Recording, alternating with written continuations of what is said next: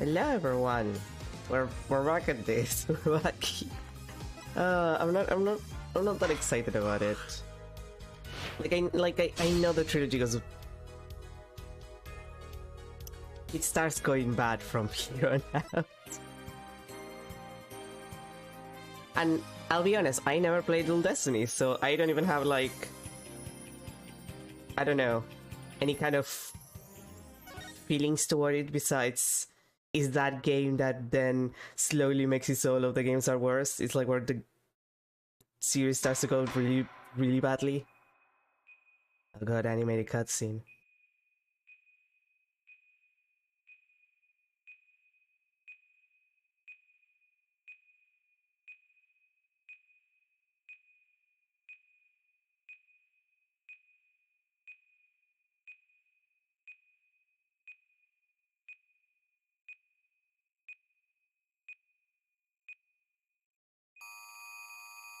That chair is slightly different from the usual judge chair.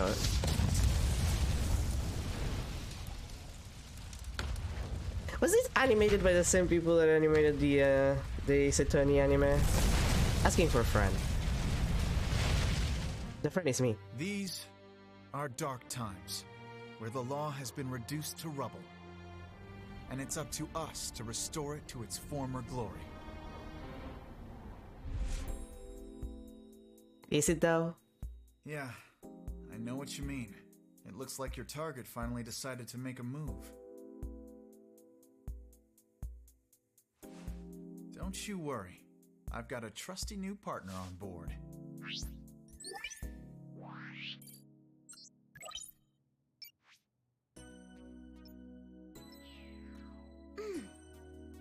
Done.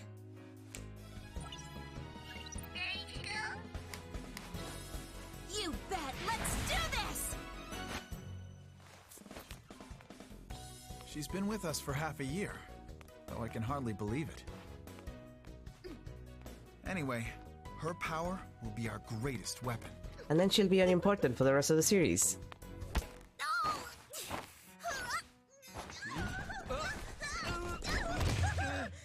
Are you alright, miss? Me. That's me. It's just me. That has happened to me, actually. Yeah, it's for this very reason I returned. Time to bring it to an end.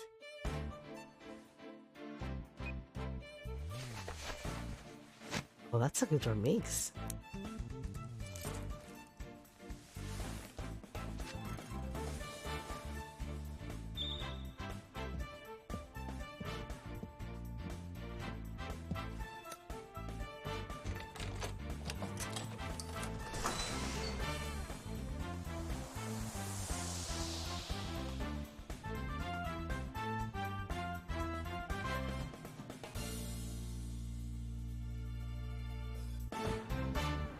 Phoenix, who dressed you?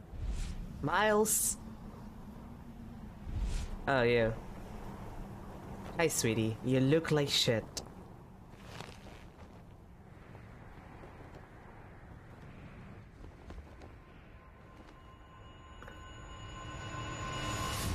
Daman!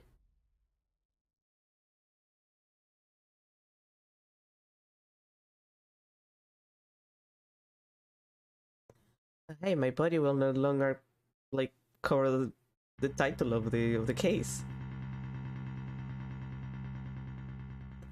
That's great.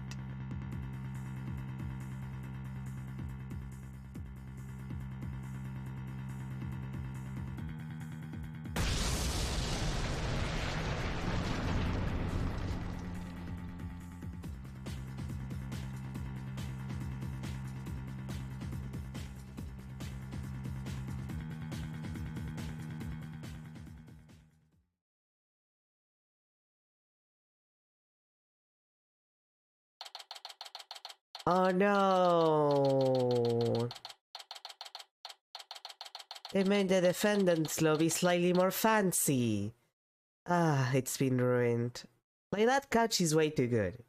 And that painting? Come on, guys. What have you done? You've ruined it. Absolutely ruined it. Anyway. December 17, 9:22 a.m. District Court, defendant number 5.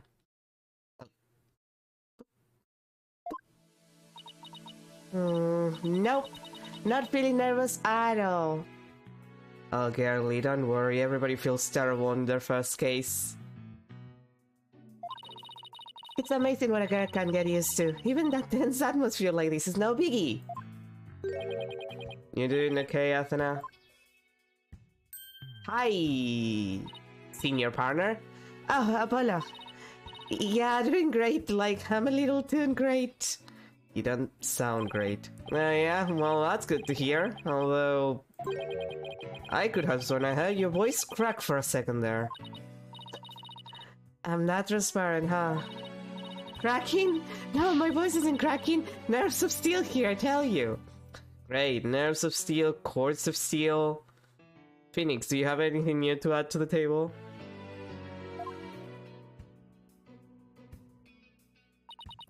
This is Apollo Justice.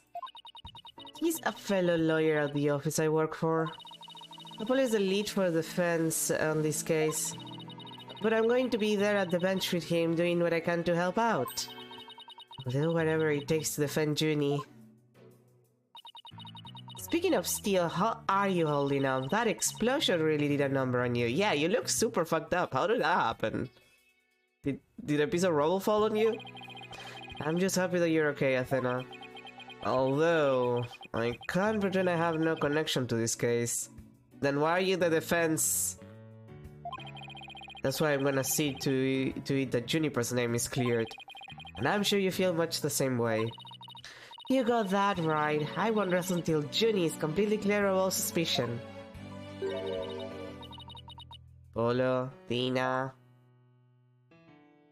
Oh, you're adorable! For a moment I thought he was someone else, like a man. Oh, you're cute. I'm not entirely sure what the fuck is going on with your hairstyle though. Like, yeah, the braids, yeah, and then like, what do they end in balls? Why do your braids end in balls? That's so weird. Like, it's fine, you're cute.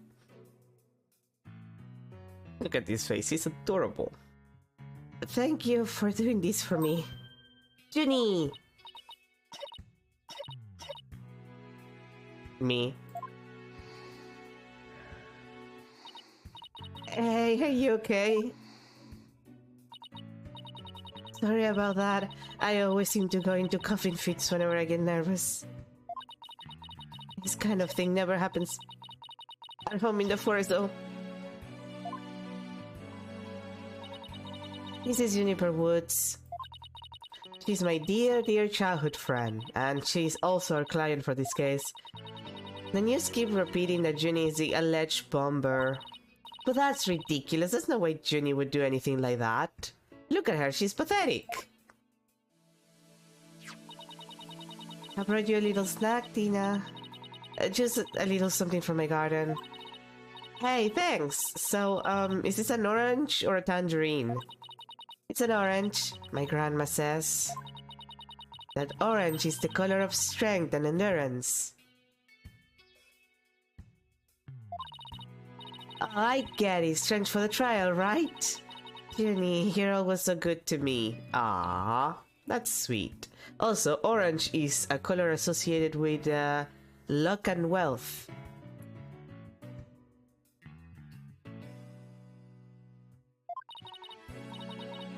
Gee, look at me, standing here clutching an orange to my chest with tears in my eyes. Although, when I say luck and wealth, I mean, like, you would use it more for, like, searching for a job than, you know, to obtain money fast. That's more of a green thing. Like, if you want money in the monument, you want green. If you want something that is, like, more related to finding a job, look, you can use green, but orange is used. That's why where you do a road opening candle that is for money business stuff, you usually do green, yellow, orange, or green, yellow, white, or green, orange, white. Sorry, I just did some stuff yesterday and, well, finish some stuff yesterday, and I have that on my mind. Well, don't you worry. We'll be so powerful in that they won't know what hit him, right, Apollo? Yeah, that's right. Come what may, this is one trial. Just can't lose. We just can't lose. Oh god. Oh. Apollo! Apollo!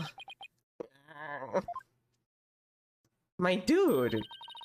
Blood is seeping through his bandages. One of his wounds must have reopened. All this time he was trying to put on a brave face, but he was really overdoing it. Mr. Justice. Huh? The trial is about to start, sir. Please proceed to the courtroom. Oh, hi, bailiff.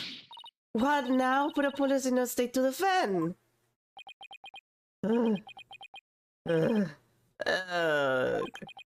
I have to defend Juniper. What are we gonna do? The trial is about to start with or without us. It's only one other option I can think of at a time like this. But even if I call him now, he'll never get here in time.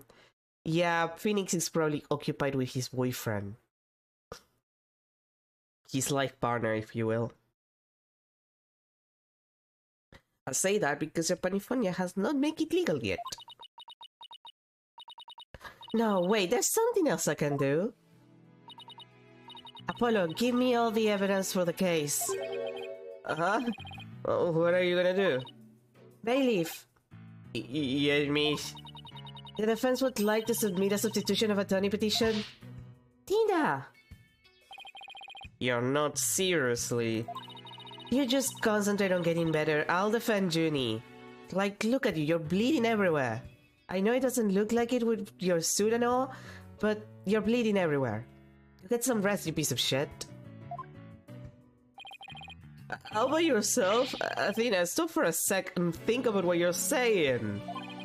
You've never once taken a case on alone before, right? No problema, I can handle it. I think.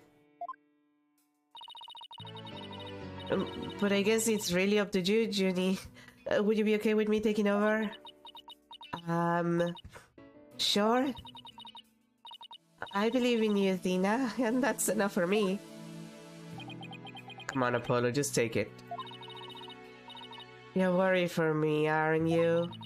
To be honest, I'm pretty nervous too. I think my heart might just burst out of my chest. But you're in no shape to stand at the bench now, so you'll just have to leave it to me. Alright. I can see your mind's made up anyway. I hate it that I can't be there, but I know you'll give your utmost to defend Juniper. You bet I will, rest assured of that. My name is Athena Sykes. I'm still just a newbie, but I'm a lawyer. This is only the second time I've taken the lead in a defense case. It'll be the first time I stand up there alone, though. But I have to do this. And I'm definitely not about to let anything bad happen to Junie. I'm sure it'll be fine. Phoenix survived worse. God, speaking of coughing. December 17, 9:46 AM, District Court, Court number 5. Ooh. Fancy. The things you get to do when you have 3D. Oh god, Judge. Can I just say that he looks worse? Hi. Can I say that the judge looks worse? He looks kinda worse in 3D. Oh, it's the first one. We just started. I just started.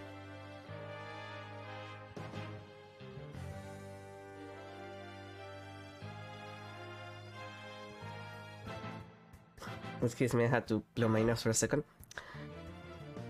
Oh god. Judge, they did you dirty on this 3D model.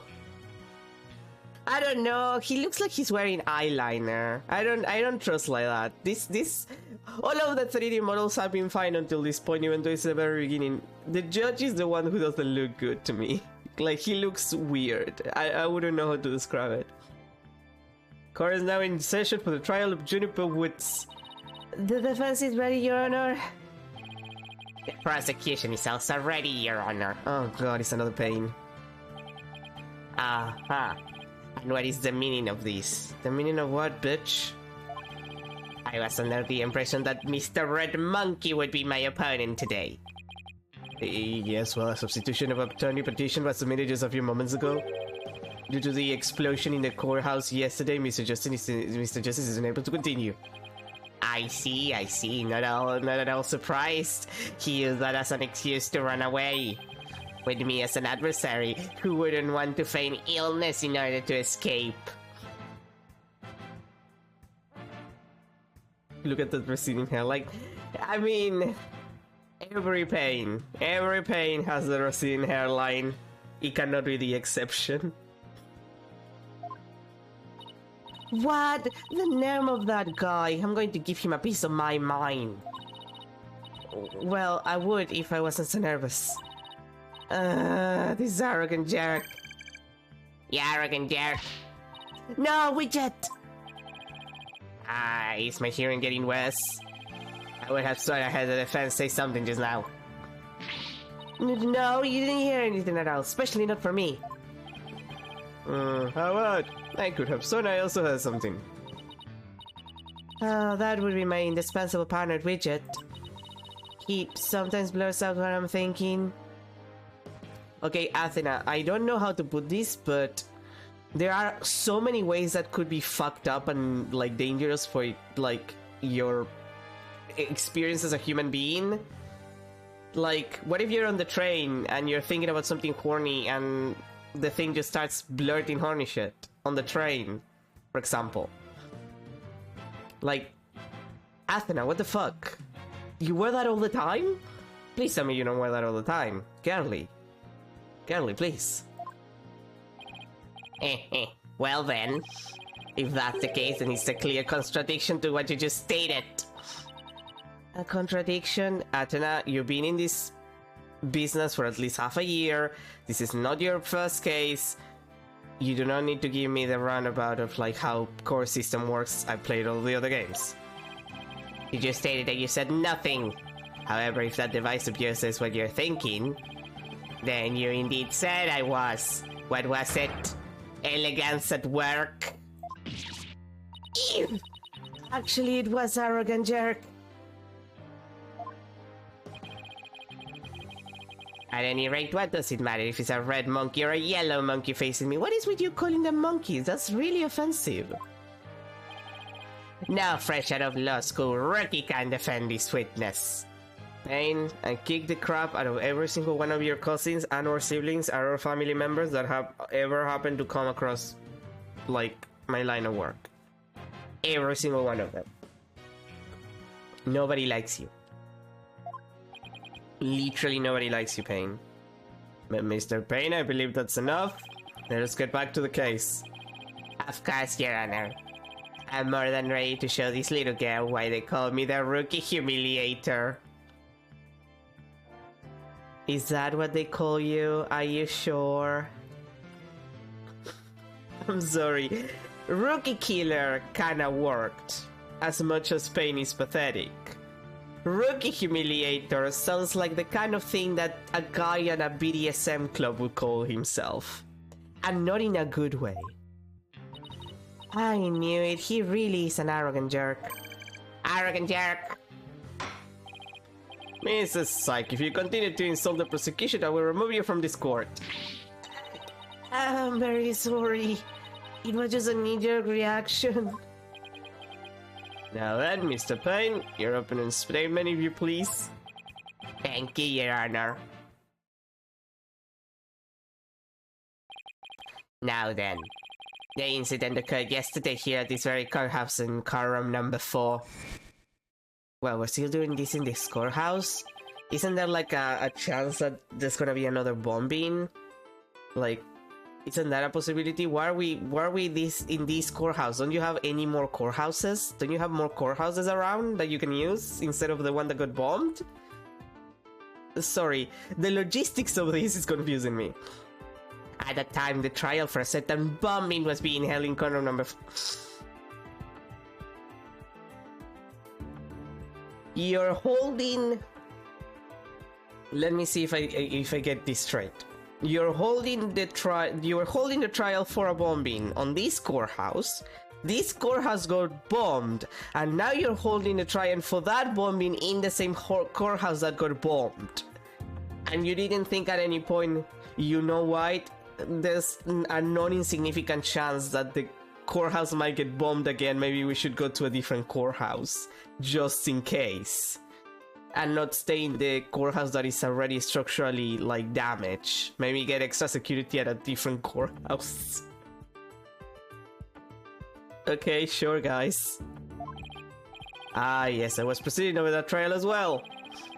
And Mr. Justice was there as the lawyer for the defense. A bomb that was being presented as evidence suddenly went off during the trial. It was a terrible incident, and courtroom number 4 was completely destroyed. But for some reason, this specific courtroom is not affected. Fortunately, we were able to start evacuation procedures before the explosion occurred. Wait, how do you... Wait, I need to go back. How the fuck do you blame a random person for a bomb exploding when the bomb was evidence? Like, the bomb was evidence, he just said that.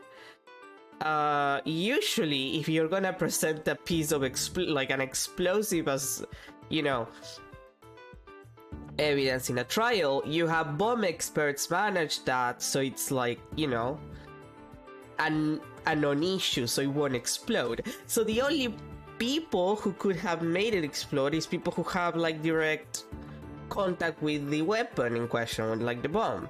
So the prosecution, the defense, and whatever members of the police are involved in it. So why are you blaming a random girl who probably has nothing to do with it, rather than anyone who actually had direct contact with the weapon in question? Like, I know Isatoni logic is really silly, but this is, like, really silly. It's like, dude, you have, like, a list of people who are more likely suspects right now than just a random girlie. Just a few seconds more and it would have turned into a horrific loss of human life. Well, there was in fact one death, was there not? That is correct, Your Honor, when courtroom number 4 was examined after the blast. The body of Detective Candy's arm was discovered. She was to take the stand as a witness later in the trial. She is surprisingly unharmed for someone dead by rock crushing. Well, I guess debris crushing. I suppose she wasn't able to evacuate in time. What a terrible tragedy. I must admit, I stumbled at least 10 times myself before I was able to escape. Maybe the court should see about getting you even shorter robes. The victim's body was found near the entrance to the courtroom. I suspect she stayed until the very end to help guide the others out safely. Your Honor, allow me to submit as evidence the victim's autopsy report and details about the bomb.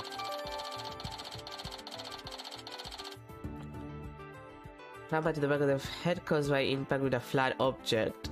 Time of death between the 8 and 11 AM. Okay, but like... then it's definitely... like, that's kind of weird that the object is flat. I wouldn't call most debris flat, but I guess it depends on what part of the debris hits you. Stuffed animal bomb. Oh, that's cute. The time bomb that destroyed the courtroom. It was hidden inside a stuffed animal when it was detonated. Okay, that explains it.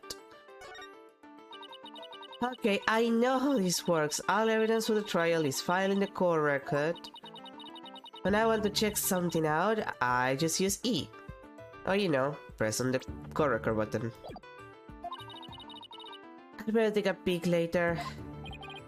Now then, please call the accused to the witness stand. Oh boy.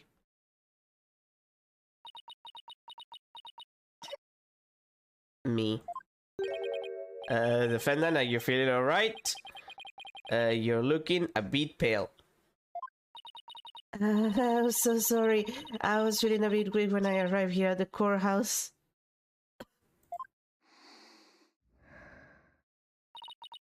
But I'm alright. You though? Are you sure you're alright, girlie?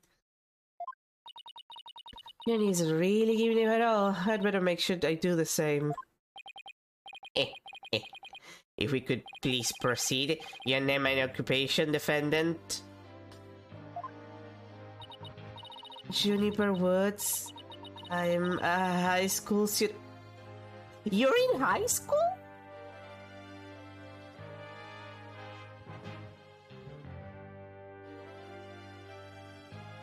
I'm sorry, what do you mean you're in high school?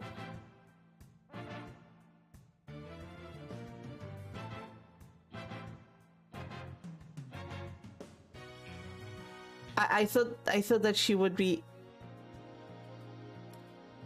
I thought she would be older. Like, I don't know, she doesn't give me high school vibes. Like, she just kinda doesn't. Miss Woods, can you confirm you were in the courthouse on the day in question? Yes, I came to no apologies from my friend Tina.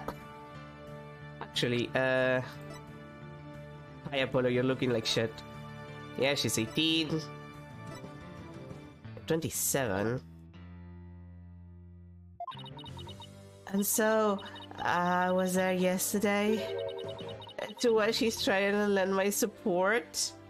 Do you have a crush on the man? Is that what it is? Do you have a crush on him? Something's wrong. Rooney's really scared. Do you know I'm also known as the Defendant Humiliator?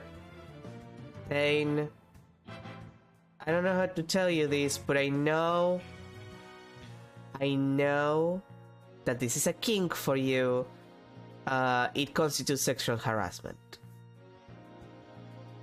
Like, just fucking stop, my dude.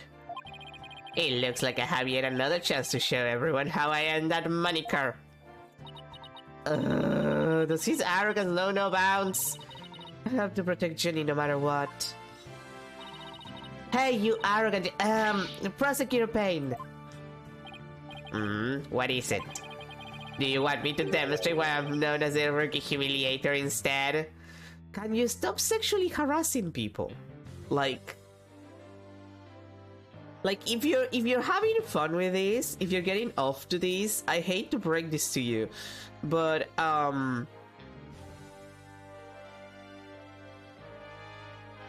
like, hun?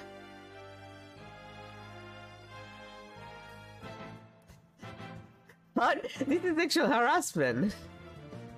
Whoa, I'm dealing with the most sexually harassive of all the pains right now. This is terrible. Deep breath, Athena. Don't let him get to you. You can always raise a complaint after the trial. Prosecutor Payne, Junie's telling the truth. Mr. Justice also backed up her claim when we saw him in the defendant lobby. And Junie, he said that he was glad to get the lotus root you gave him too. Ooh, I never had lotus root, but I always wanted to eat one. He was. My grandma says lotus root is good for your eyes. He says that they can even help you see in the future. They can? Then that's the perfect present for a lawyer. And if that's true, I guess he must not have eaten them. A sweet and meek girl like this, blowing a quorum to be...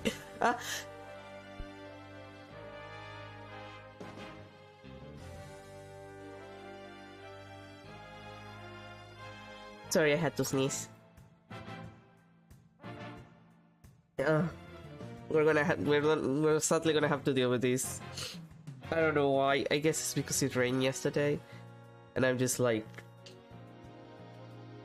all snotty. A sweet meek girl like this, blowing a quorum to bits. I must say it's very hard to believe. Objection! Now, Your Honor, don't let her seemingly innocent appearance fool you. Oh, shut up. The defendant had a motive for committing this crime. That's not true. I don't have any kind of motive. And I didn't even know the lady who was killed. I admit the investigation didn't have any connection between the victim and the defendant. However, that doesn't matter. The only thing that does is that her objective was the destruction of the quorum number 4 itself. Hey, what's that supposed to mean? Why in the world would Miss Woods want to do that? That's a very good question coming from a novice such as yourself. But first, a question for the defendant. Have you ever been brought up on false charges? What? Why, yes, I have. And did that experience cause you to have a grudge against the court system? Objection! Now, just wait a 1 minute. If that kind of thing was a motive for blowing things up, then every one of our clients would turn into bombers. Plus a bunch of people that have gotten out of jail. And half of the people in this court. Like, half of society gets, like, brought up in false charges, and the other half kills people. What are you talking about? That's a valid point. We wouldn't have a single courthouse left standing in the land. I concede the accused isn't the only one who might bear resentment against the courts. But Miss Woods is the only person who could have committed this crime. Why? Because we have found some decisive evidence that proves the defendant's guilt.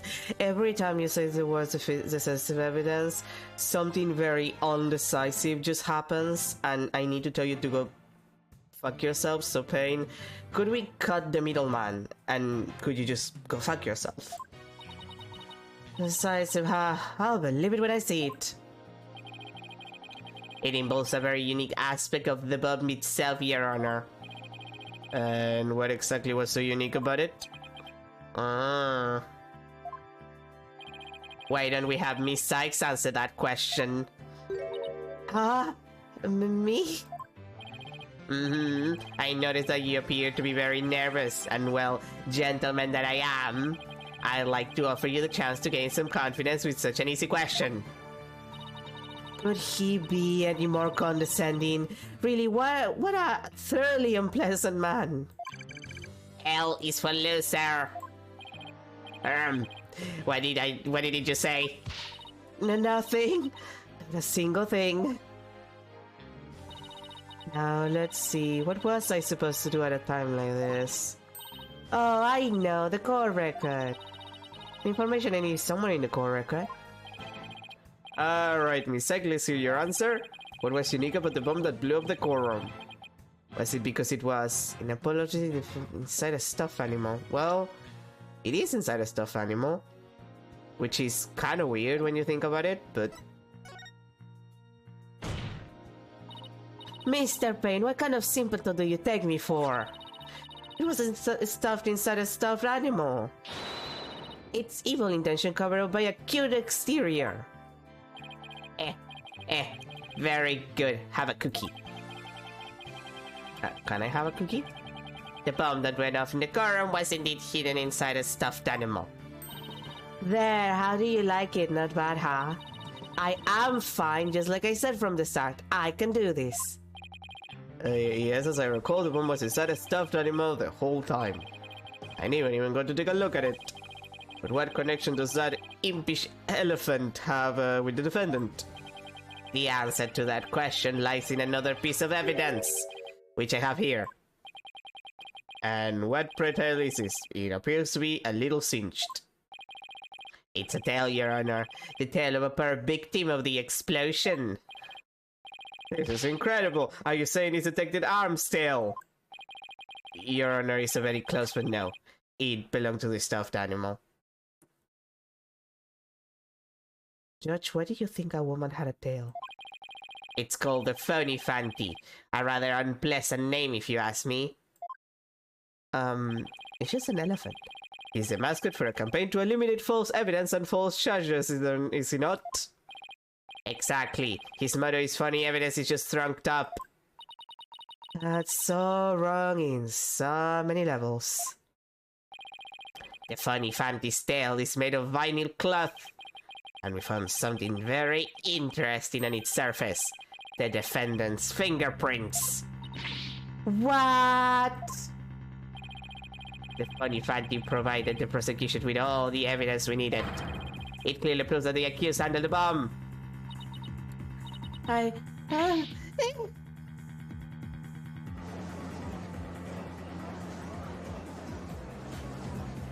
Ooh, dynamic panning. The things that you can do with 3D. But that doesn't make any sense. What would Junie's fingerprints be on it? That does appear to be pretty irrefutable evidence. The court accepts it into evidence. God fucking damn it, Judge. You're not gonna even question where he got that? Miss Woods, do you have an explanation for this? I don't understand. Cough, cough. How about you, Miss Sykes? Do you have any plausible explanation to refute this incisive piece of evidence? Well, I can't do it. I can't think of a single thing. But I better come up with something for Junie's sake. If you can't produce an answer, we could always go straight to the ruling if you prefer. No, I have to say something fast. Oh no, I can't get my voice to work. I know at all times. Oh hey, traumatic flashbacks. I thought I overcame this already. Maybe I'm still not ready to stand in court. Carly.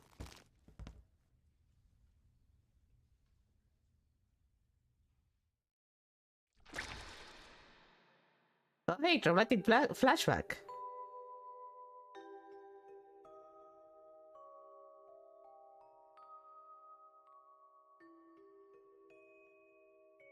Oh no, a weeaboo crime.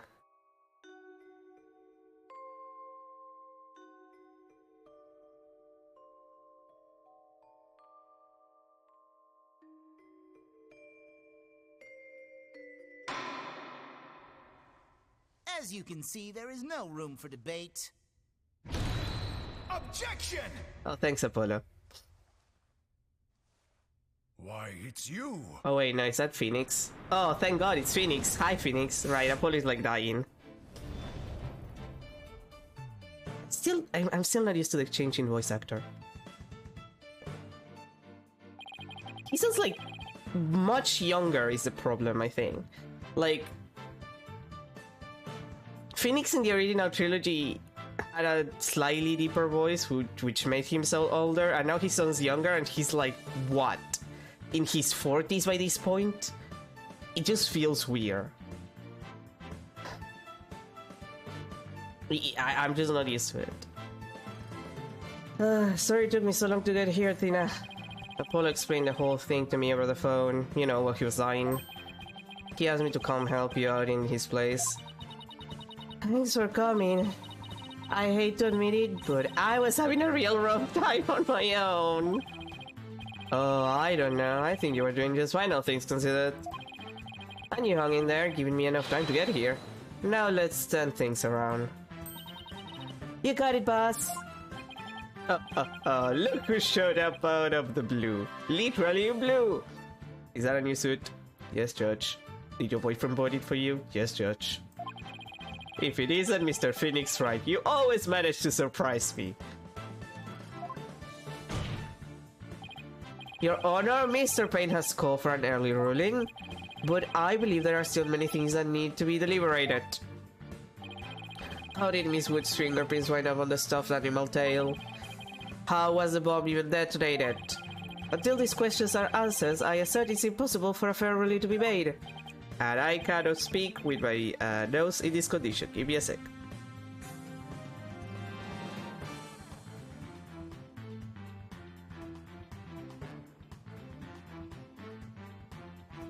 Ah, there we go. Also, I have to give it to the game. no matter how many complaints I might or might not have with it, the music up until this point has been great. All of the remixes are great, are very good. Like, the music is good. Then again, it's Ace Attorney, the music is always good. You're absolutely right. Let us continue from where we left off. I assume you have no objections, Mr. Payne? None at all, Your Honor. Yeah. Someone bring a respirator to this poor girl. She's gonna die. Miss Woods really looks like she's having a hard time. Junie is really struggling, Mr. Wright. I guess that she's afraid of the quorum itself. Because of yesterday? Yeah, it was understandably very traumatic for her. Poor thing. And here she is, back at the courthouse again, being so brave. I'd like to make a request, Your Honor. If at all possible, I'd like to have Miss Woods rest in the lobby. Given the defendant's condition...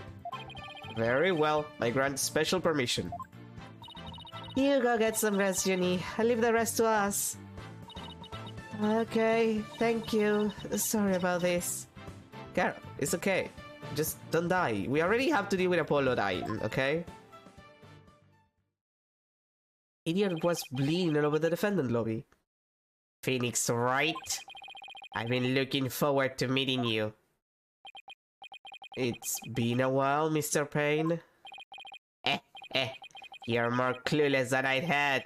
I do believe you mean, how do you do? For I am Gaspin Payne. I am the younger brother of your long-standing rival, Winston Payne. Rival? The fuck are you talking about? What? Long-standing rival? When were we even rivals, let alone long-standing? Yeah, same. That's my reaction. You'll see, Mr. Wright. I will cleanse Winston of the disgrace he met with you at your hands. Looks like the Royal Pain is going to be as thoroughly unpleasant as the other one. Your Honor, the prosecution would now like to call a decisive witness to the stand. This witness will testify as to how the accused detonated the bomb in the courtroom. Very well. Please call your witness, Mr. Payne.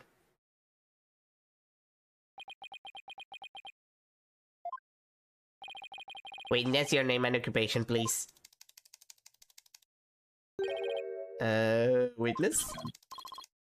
Name, detonate. Occupation, bomb disposal specialist. Oh my, what a strange robotic voice you have. Speech synthesis via typing. It is the same as me talking. He sounds exactly like a robot. Can you speak in a normal manner? I can. He can? But I do not like to speak. Speaking is inefficient. Energy expenditure. Speaking, typing. Understand? Not really. I would argue that you have to move more muscles to actually, you know, type. Plus the wasting actual energy to charge that device. Also, his name is Detonate. He's like obviously evil. Come on. What an odd witness. Mr. Turnate was in charge of the bomb for that trial and was there when it went off. Being a bomb squad specialist, do you have any relation to the victim? Negative. I first met the girl while on the job. Many people are employed by the police. I know only a fraction of them. However, I was shocked when I first discovered the body of the victim. Shocked? I was the first one on the scene after the explosion. I went there to ensure safety, but I ended up discovering a dead body. So he was the first to discover the body, was he? He is here to testify about the circumstances surrounding the moment of the explosion. Very well, the court will hear Mr. Tonate's testimony. But at the very least, show this court some respect and remove that face guard witness. Can he put on the face guard again? I don't like that. It's freaky. Like, I don't like it.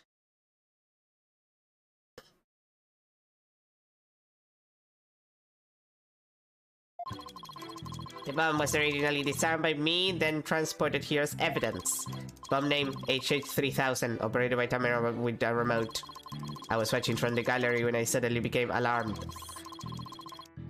Yeah, I don't like that. Please make him put on the face card again. I saw that the bomb's timer was counting down. So even though the bomb was supposed to be disarmed, it somehow got switched on. Precisely. Activating the timer is very simple. 1. Connect wires. 2. Switch on timer. A monkey could do it. I am sure even you would be able to, Mr. Wright. I guess this makes you the blue monkey in this barrel fun, boss. I'd now like to begin my cross-examination. Huh? Mr. Tornade, what is that? HH3000s, aka a bomb. A bomb? Great Oogly Boogly! Yeah! Mr. Tornade, automatically disarm me this instant! Disassembly complete. 5.3 seconds, 0.2 seconds short of my personal best. You're trying to give me a heart attack? I'm not exactly a spring chicken, you know. This is an exact replica of the HH3000. It is used to practice disarming bombs. Disarm equals success. Explosion equals failure. Are you like bomb disarming speed running? Is that what you do? Just asking. It's a replica of the bomb that exploded, is it? So that's what it looked like. I submitted a photograph of the real bomb taken just before the trial. Dimensions: 10H, 10W, 10D, weight, 12 pounds. A perfect replication. Your bomb does appear to be a very good copy indeed. Yes, however, I could not replicate the detonation mechanism. It has a very puzzling wiring setup. It is regrettable. I could not replicate it. We witnessed that's enough. There's no need to replicate anything here. Ooh. And now if the defense would begin their cross-examination. Where has Miss Sykes gone to? Athena, you can come out now. Okay, Mr. Wright, let's get to work. I guess you were pretty scared, huh? What? I don't know what you're talking about. Athena, you were under the desk. Please. He was about to bolt. Hey, put a sock in it, widget. Transparent as ever. Now let's see, where were we? We were at the cross-examination. Oh, cross-examination, of course. She seems disoriented. I wonder if she's alright. Phoenix. She had a childhood trauma flashback like 10 minutes ago. Of course she's not alright. Maybe I should ask Athena if she remembers how to cross-examine to have her focus. On the one hand, I don't want to go through the tutorial. On the other hand, there's always something funny in the tutorial for the most part, so I might as well ask. Athena, you remember how to conduct a cross-examination, right? Well, of course I do. What kind of lawyer would I be if I didn't? Now, don't get upset. But what do you say to humoring me with a little review? You got it. Basically, we examine a witness's testimony and compare it against the court record, searching carefully for any inconsistencies. This green text represents a witness testimony. You can use Z to advance it to the next statement of their testimony, and A to go back to the previous statement. Paying close attention to the testimony, we should keep an ear out for anything strange, and be prepared to present our case via the court record. The court record contains information on all the evidence we have at our disposal. We can use it to look for facts that conflict with what the witness has said, and present any counter-evidence we find to refute their statement. And what if nothing conflicts with the witness's testimony? Well, that's when we press the witness for more information. Find any inconsistencies or lies in the testimony and reveal them to the court. Oh god. Oh boy.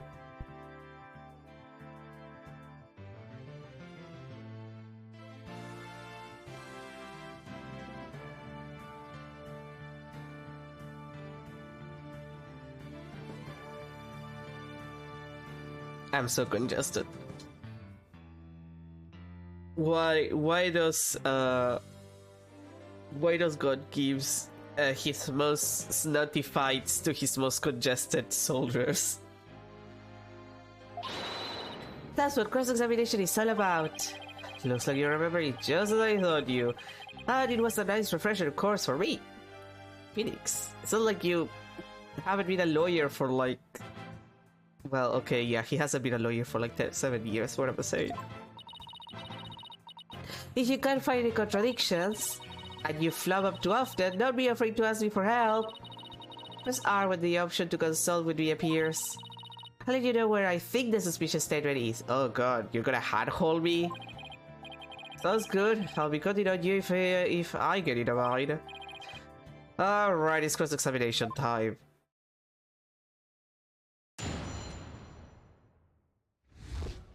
Okay.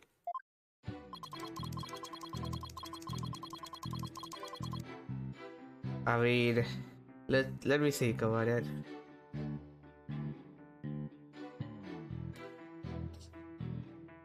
Like, yeah, you're a woman, experiment says.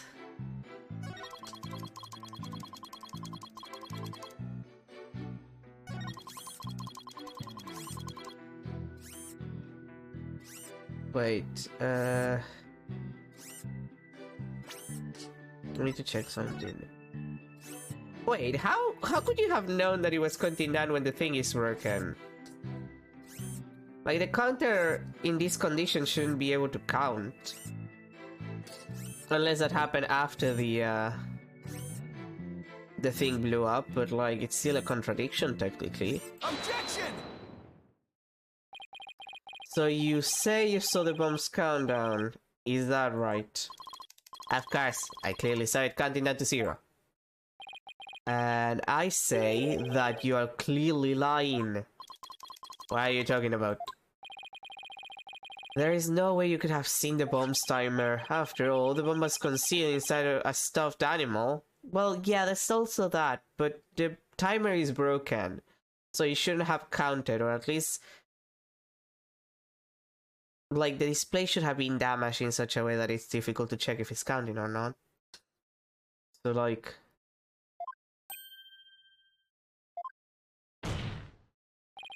Mr. Tornate, how can you claim to know the bomb was about to go off when you couldn't even see the timer?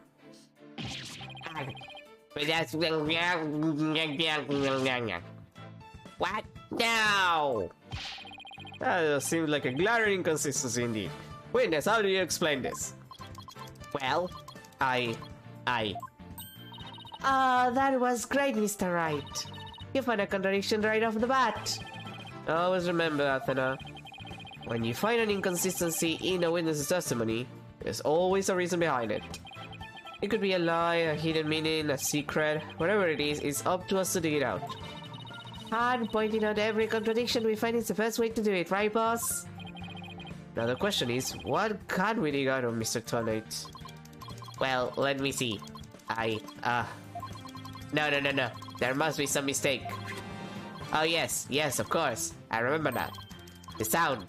I knew because of the sound. Sound? What sound? When the timer of this type of bomb is switched on, it beeps softly. Beep, beep, beep. This is the sound of the bomb counting down.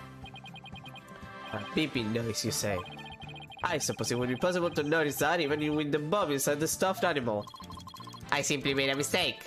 My bad. I don't trust a guy with that face. Could you please just put on the, like, face protector thing again? Would he kill you to do that, please? I'm begging. Objection! How in the world did you hear such a tiny little sound on the way from the gallery? Listening for the sound of a bomb timer is an integral part of my work. I I constantly had the good trading so that I will never visit. I hardly think trading would help you hear something so soft from so far away. What now? Are you making light of the fine size of these army mobs? It is a solemn mission that I put my life on the line to perform. What kind of specialist would I be if I could not hear a mom's timer? It's not like disassembling a toaster, you know. Now he's just showing off.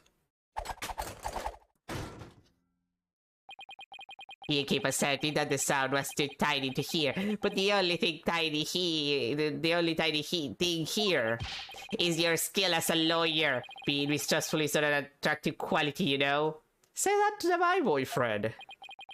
And you're just overflowing with attractive qualities, are you? Or perhaps you have some proof that Mr. Tonnant did not hear the sound? Well, no, but it still seems totally suspect. Yes, Phoenix, it's almost like it's super sus. It's like mega sus. But it's going to be really hard to prove that he didn't hear something. If I have this correct, the prosecution's argument is that someone reactivated the bomb before it was brought into the courtroom. What I don't understand, Mr. Payne, is why you believe that person to be Miss Woods. That's simple, Your Honor. Mr. Tonnant happened to be there when it happened. He was there when the defendant rearmed the bomb. What's this now? It happened before the trial started. It was when the detective Arm and I were transporting the bomb. We brought the bomb to the lobby for the defense. Bomb equals evidence. The lawyer wanted to see it before the start of the trial. Looking for a chance to get at the bomb, Miss Woods was already there in that lobby. Her goal was surely to rearm the bomb and steal the remote switch. The remote switch. Yes, the switch that controls the bomb remotely. Duh. It has been missing ever since the incident. Well then, I am partially to blame. I left the bomb and remote on top of the transport case, and they were rearmed and stolen when I was talking with the lawyer. The defendant then used the remote from the inside the courtroom to start the timer. Objection! How can you assert so unequivocally that the bomb was rearmed in the lobby? Objection! The bomb was safely secured in the transport case. The only time it was outside of the case was in that lobby. Therefore, that was the one and only opportunity anyone had to meddle with it. Someone other than Mr. Tonnant could have opened the case and taken the bomb out. Phoenix. Even more obviously, Mr. Tonnant could, you know, open the case and taken the bomb out. Phoenix, the answer is right in front of Phoenix. Impossible. The transport case is assigned exclusively to me. You see this number here? That is my identification number.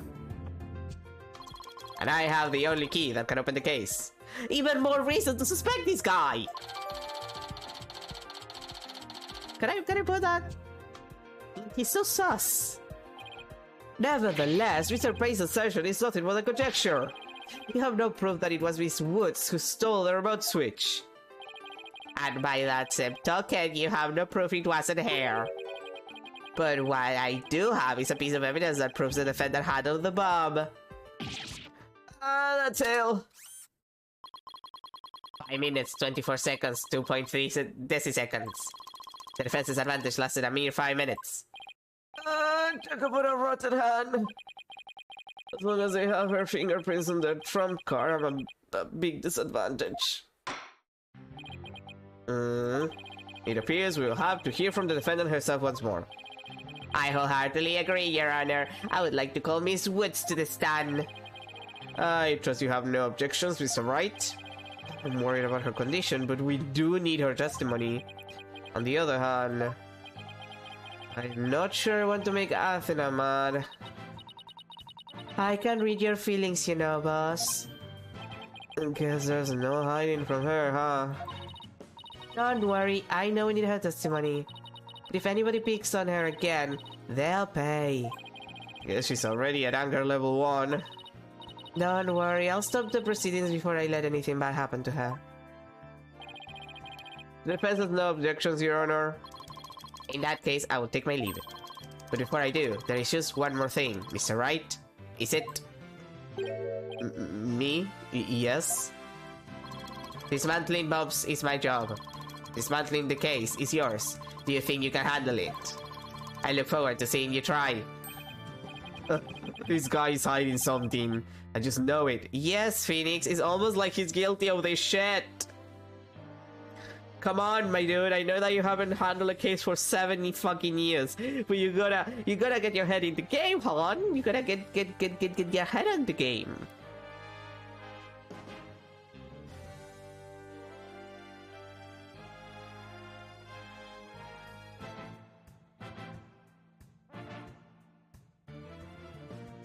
If I ever stop like that, just assume that I'm blowing my nose. I'm not doing it because I want to. I do it because I need it. Now, if you will excuse me. Lock in, Phoenix. Exactly. He has to lock in. Bailiff, whack those balls. I mean, please go out to the lobby and bring back the defendant. And whack her balls. This poor child. Junie! Hi, Fina. She looks even worse off than before. Don't worry, Junie. We're here for you. Thanks, Tina. I'll do my best to. You blew up the courthouse because you were resentment against the courts, correct? No, of course not. What's that you say? I can barely hear you. I haven't done anything wrong. This prosecutor is scary. Objection! What an impudent little girl. Stop acting innocent and tell the truth. This is getting ugly. Phoenix, it's a pain. Literally and on a metaphorical level. He clearly is trying to sexually harass this girl, technically. Look, I'm just saying. Every single pain says shit that is clearly sexual harassment and no one says anything. The pain in the flashback with Mia on the third game. Absolutely like being a misogynistic asshole and also sexually harassing her. Or Winston Payne generally says shit that could count as sexual harassment. This guy clearly getting off of sexually harassing people. Like, how are they allowed to practice law again? You rearmed the bomb because you wanted to blow up the car house, admit it. That's why you went to the lobby where Mr. Justice was, isn't that right?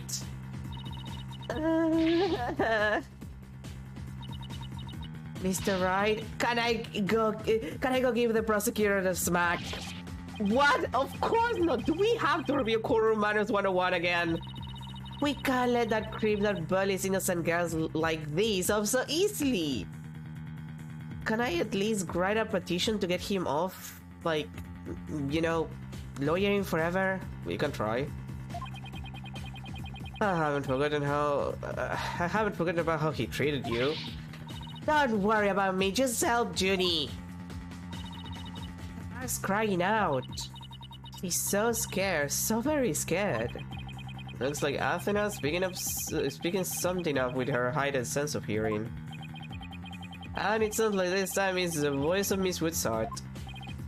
Don't deny it, you stole the remote switch and used it in the courtroom, didn't you? Objection! Your Honor, please put a stop to this. Mr. Payne is badgering the defendant. Yes, Miss Wood does seem quite frightened. Mr. Payne, I ask that you behave more like a gentleman. But then you know, Your Honor, there is no more a gentleman in this world than I. That sounds like a lie. Oh, as if a gentleman or even a gentleman will behave like he does. Don't let that ruffian win. Tina. How dare you call a gentleman such as I a rat ruffian? Well, I'll give you this much. You're slightly less offensive than Winston in that one flashback. But only slightly.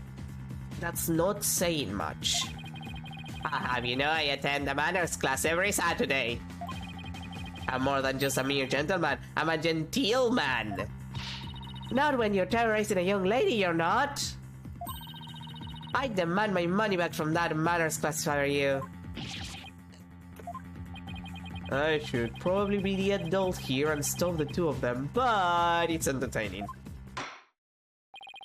Mr. Payne, that would be enough. Don't make me have the bailiff walk your balls.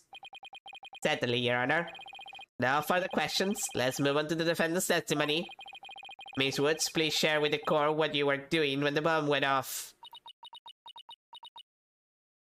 This poor girl.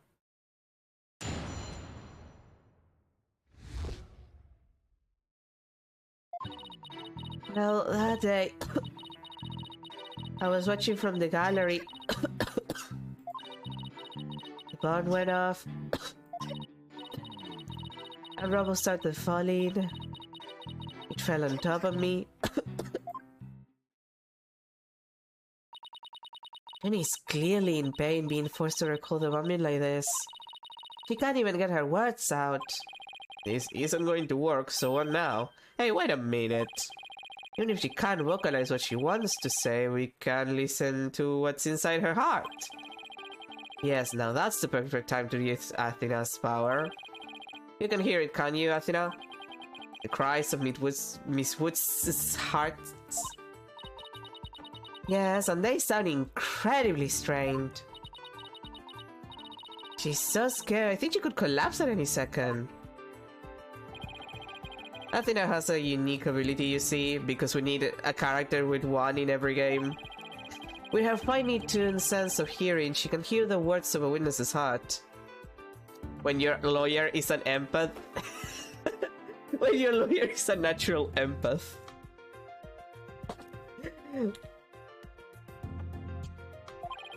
In essence, she can sense how a person is really feeling from the tone of their voice, which, to be fair, is not that difficult if you're trained for that kind of thing. Guess it's all up to Athena and her special ability now. Athena, I want you to use the analytical psychology you studied and listen to the testimony of Miss Woods' heart. Okay, boss, I'll give it a go. After all, this is the whole reason I put all that effort into studying analytical psychology. You could have just studied psychiatry, and that would have been easier. Auf geht's! Is that German? Let's do this. First Spanish and now German. Girlie, how many languages do you know?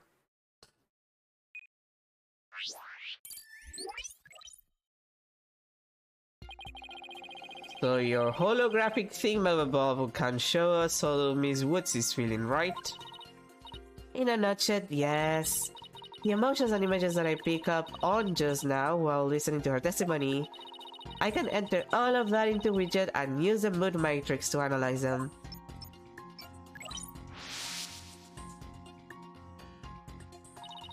These mood markers here reflect fluctuations in Juni's emotions. When she feels happy or is enjoying the memory, the happy marker will light up. When she is angry or frustrated, the anger marker will react. When she feels sadness or is frightened by a memory, the sad marker will blink. Pain seeing this on the other side of the corner, what the fuck they're doing. Pain is probably just like, I don't know, working on his hair. Like he's just fixing his hair and ignoring his receding hairline. Like, I'll let them take their time. And when she feels surprised or confused, the surprise marker will let us know. So with your special ability and Widget's mood matrix program, we can track how Miss Woods is feeling as she testifies. Talk about the wonders of technology. Oh god, talk about the wonders of having my nose full of snot.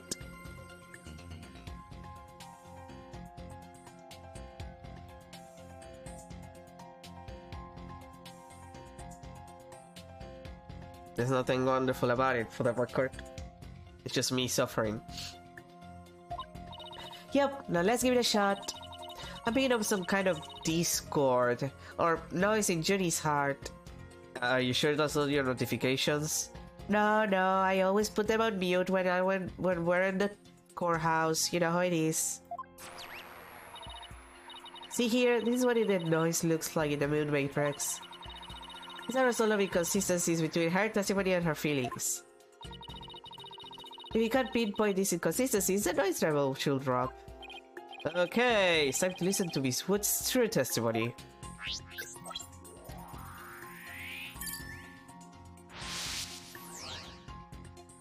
Okay.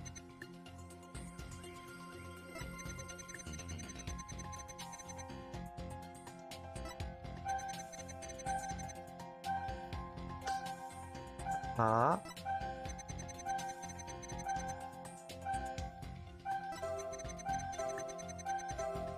What? Well, I think I have a good grasp on Junie's emotional state now. His power of Athena's is incredible. And I'm seeing an unexpected emotion that's inconsistent with the content of her testimony. What already? Yeah, here. Look at this. When she says it fell on top of me, the happy marker is reacting. Well, look at that. That is odd. Well, maybe she's suicidal. Have you considered that? She wanted to die. There must be a reason for this contradictory emotion. We just need to do some digging. When you find an unexpected emotion, you'll first need to pinpoint it. And then select the unexpected emotion or reaction from the 4 mood markers with space. I'm guessing I can click it also. So let's pinpoint it.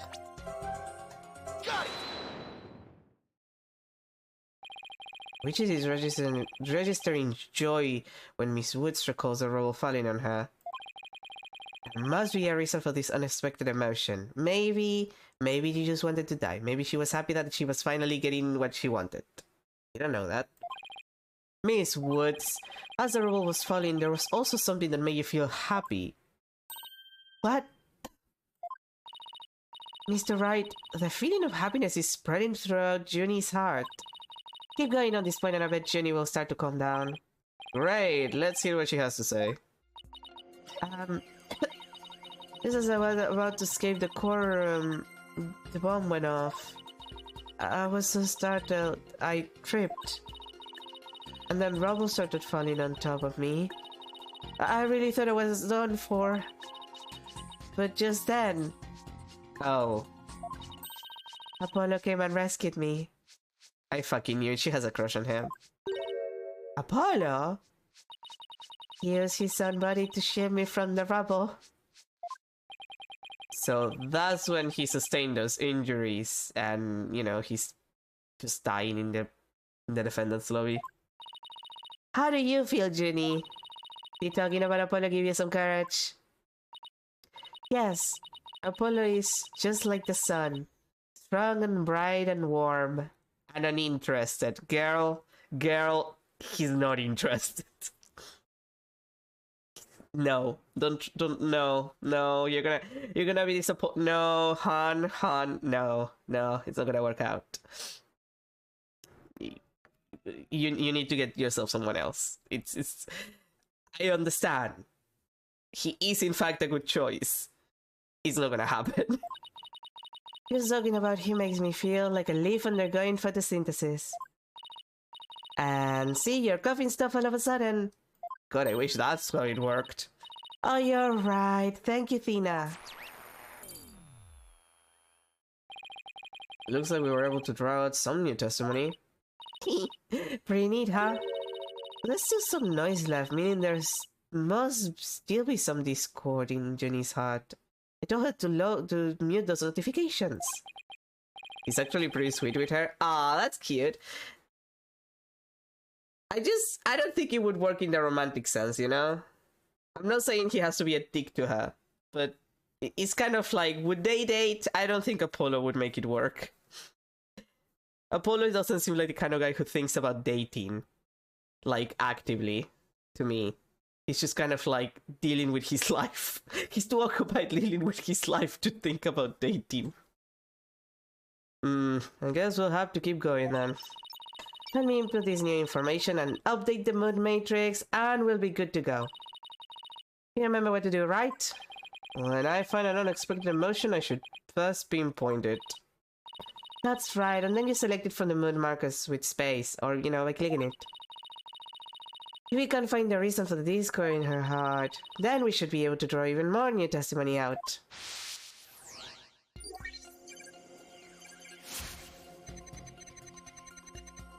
Uh-huh.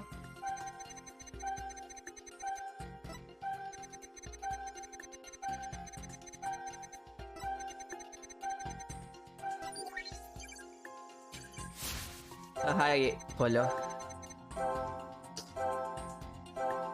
I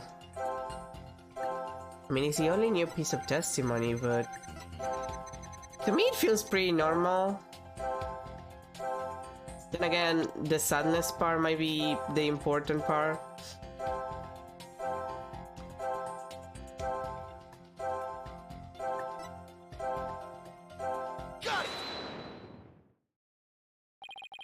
You were happy when Mr. Justice rescued you, weren't you? Yes, I was really happy. Girl, that's gonna be a really, really large scarf that you're making. But was there also something you felt sad about at the same time? Sad? The reason I ask is, when you were describing how you were rescued, we sense a little sadness too. Oh! I think it's probably because of Bumrap Rainy. Bumrap Rainy? Well, what do you know? Something new. That's right, I brought my stuffed animal Bumrap Rainy to watch the trial with me. Bumrap Rainy and Phony Fanti are brothers. Who knew that the legal world could inspire a whole line of merchandise? Phoenix, do you remember the Blue Badger? Do you remember the Blue Badger? He has a theme park. Phoenix, the Blue Badger, the police mascot, has a theme park. The fuck are you talking about? I had Bumrap Rainy with me while I was watching the trial, but it wasn't until Apollo saved me that I realized I lost him as I was running away. My poor Rainy, a victim of the terrible bomb. Oh, I know. You can see what he looks like in this poster.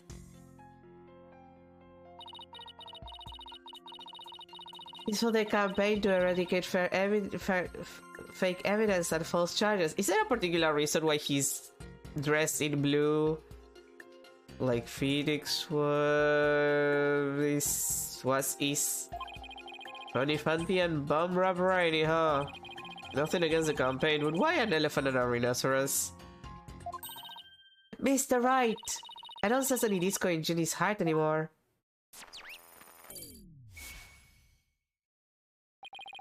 So I guess that means we managed to draw out all of her testimony. That's right, I'll just make an update with the new E4 and we'll have the whole picture.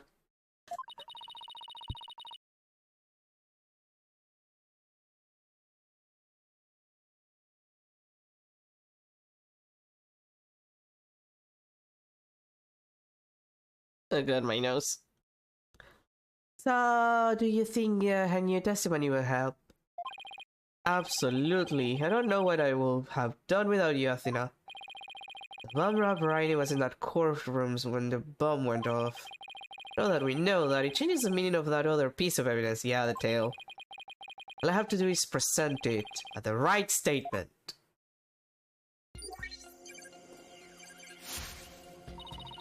Aww, wait, it even has the tears?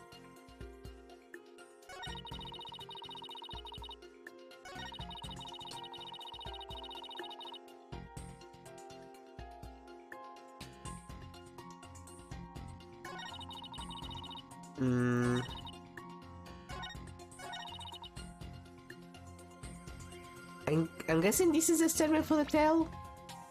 Because it's the only one that actually directly references it. Objection!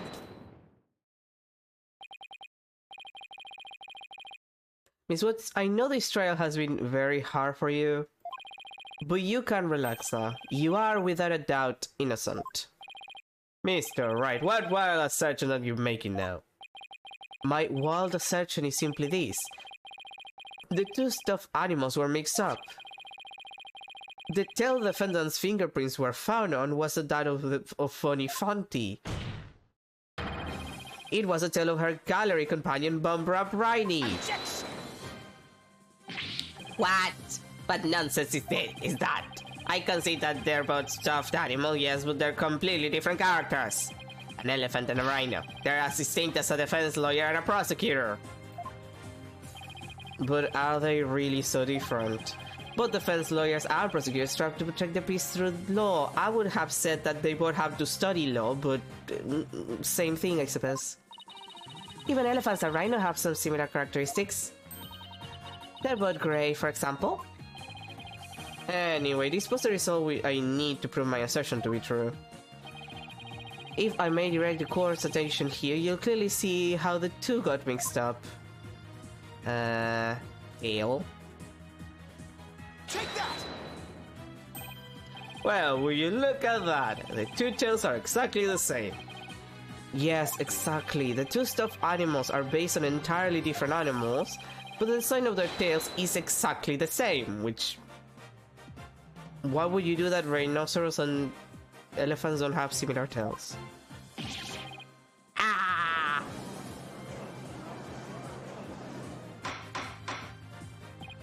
Order! Order in the court! As long as the possibility exists that the tail belongs to Bumbrap Riney, we can no longer consider it to be decisive proof that the defendant handled the bomb.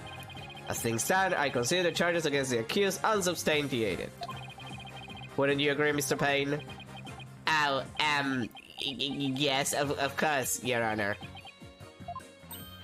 Oh, that was great, Mr. Wright. You turned things right round. Like a record, baby. Right round, right round. Yeah, it's not over yet, but at least we managed to hold out this long. I believe this brings our proceedings for today to a close. Mr. Payne, I'm afraid you have some serious investigating ahead of you. Yes, Your Honor. Very well.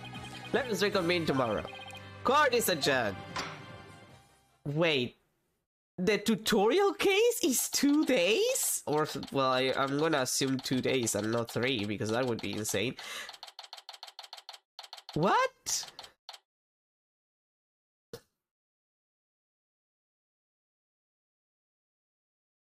Like I'm just, like...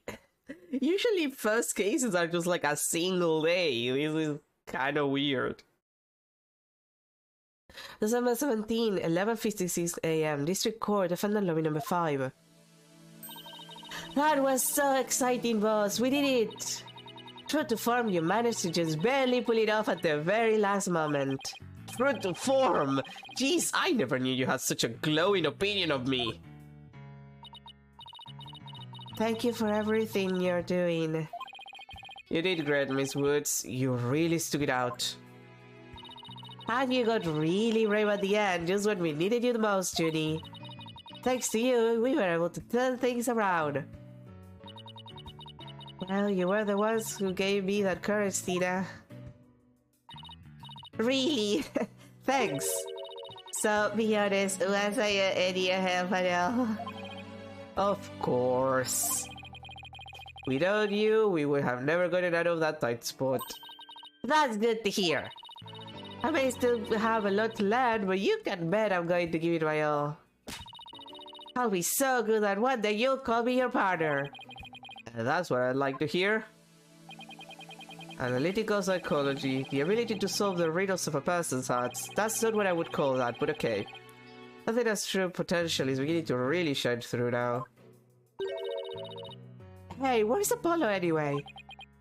Good question. I almost forgot about him. Phoenix! You can't say that. Well, you can't think that. The poor boy, after everything you did to him in the other game. The one before this.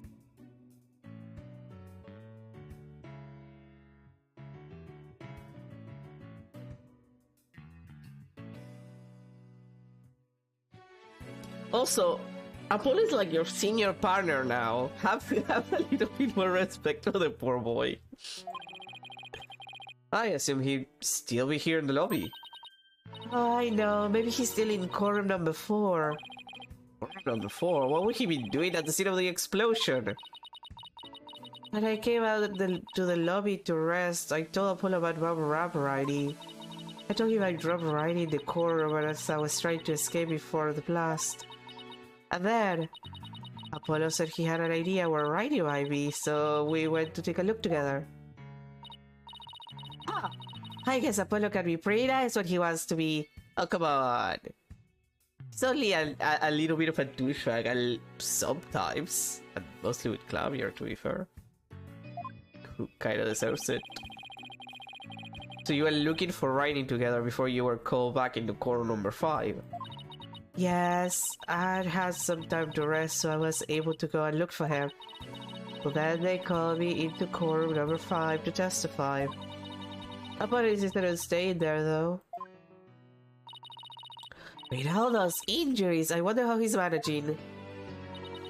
I think Apollo might have figured something out. Wonder what it was. He told me, I'm going to look for evidence to clear your name, Juniper. Because maybe he found some new piece of evidence. Anyway, we better go and get him. Good idea. He's probably bleeding out there.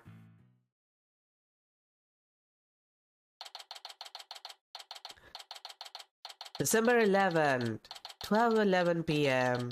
Wait, why did I say 11? It's 17. I can't read it. December 17th, 12:11 p.m. District Court, quorum number 4. I guess I was reading the time and not the date, and brain scramble. Where are you, Apollo? Trial's over for today. Come on, I know you're... No.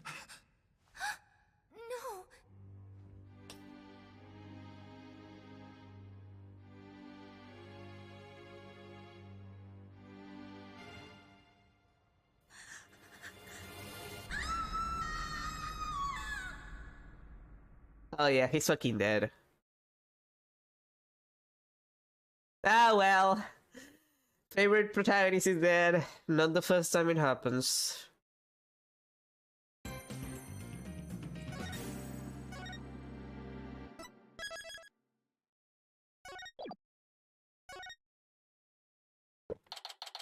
Can't have shit in this goddamn courthouse.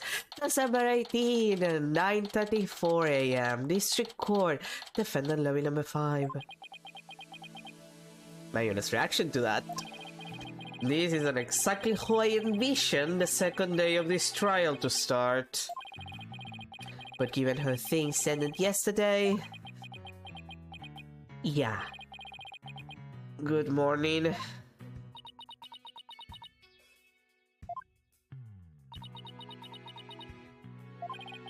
The mood sure is tense. Not that that's any surprise.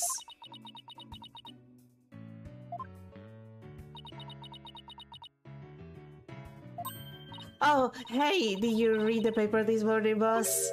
Huh? The paper? That came out of left field? You didn't read it, then you don't know the big news. Somebody's putting an abominable snowman way up in the mountains. Tell me you know the difference between a paper and a tabloid, Athena. It might show up in the forest where you live, Junie. So you better watch out, okay?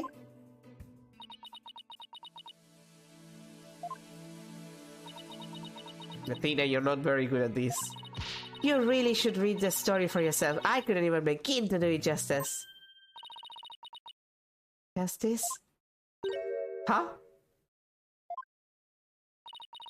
Oh, poor Apollo. It's all my fault.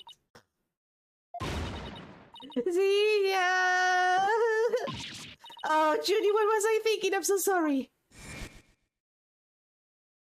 He's so fucking dead. What we found yesterday was the corpse of the guy that I trained for this bullshit. Now I'm gonna have to train another guy to help me with this bullshit. That's not Apollo's dead body, thank goodness. God damn it! He'd been assaulted by someone with a blow to his head and was lying unconscious.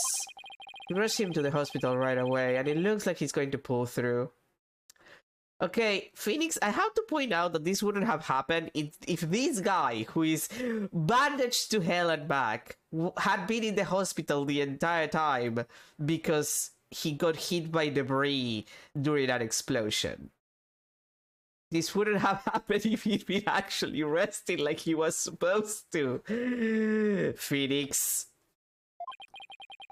But it was still quite a shock to stumble into a scene like that.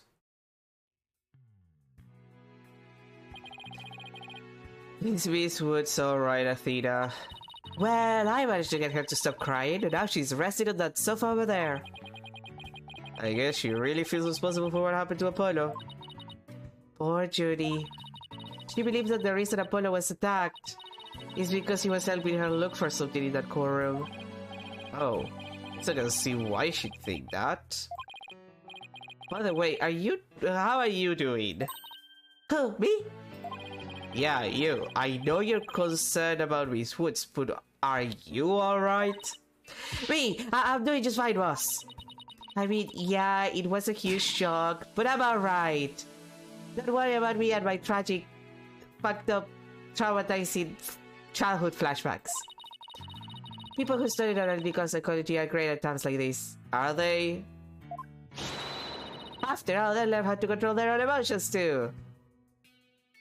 Athena, you're doing that, but I can see Widget just crying there. I'm not that stupid. Somehow, I don't think it's as easy as she makes it sound. But there's no denying she's a real trooper. Apollo doesn't remember a thing, does he? Yeah, he can't recall anything from the time right before he was assaulted. Nothing about what he was doing in core room number 4 or who assaulted him. The doctor said it's probably due to that hit he took to the head, you know, temporary amnesia and whatnot. Assaulting a core of law and losing your memory of that. I know how that feels. I had to go through that, although when it happened to me, well, I got hit with a fire extinguisher. But who in the world would do such a thing, huh, Mr. Wright? Just wait until I get my hands on the coward who hurt our Apollo. Now, Athena, I thought you said you were in control of your emotions. Let's just focus on helping Miss Woods, okay? But I admit I'm just as upset as you. Okay, boss. You're right. Apollo's assailant can't wait until after we clean Judy's name. That's the spirit. Now, let's see. I better check out the core record one more time before the trial starts. Good idea.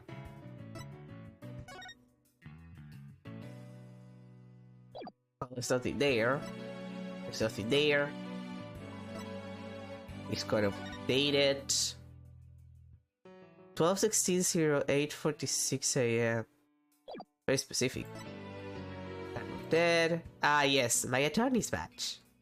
Proof of my possession. Interesting that it doesn't mention that Phoenix had to, you know, retake the bar exam, which I feel is kind of important.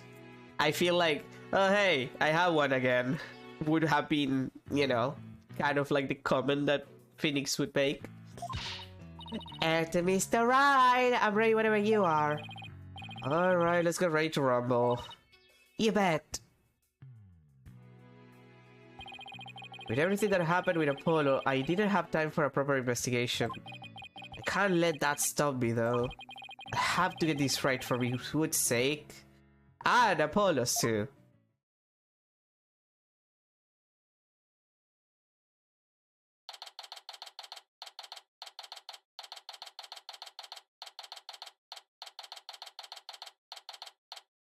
Oh god, my nose.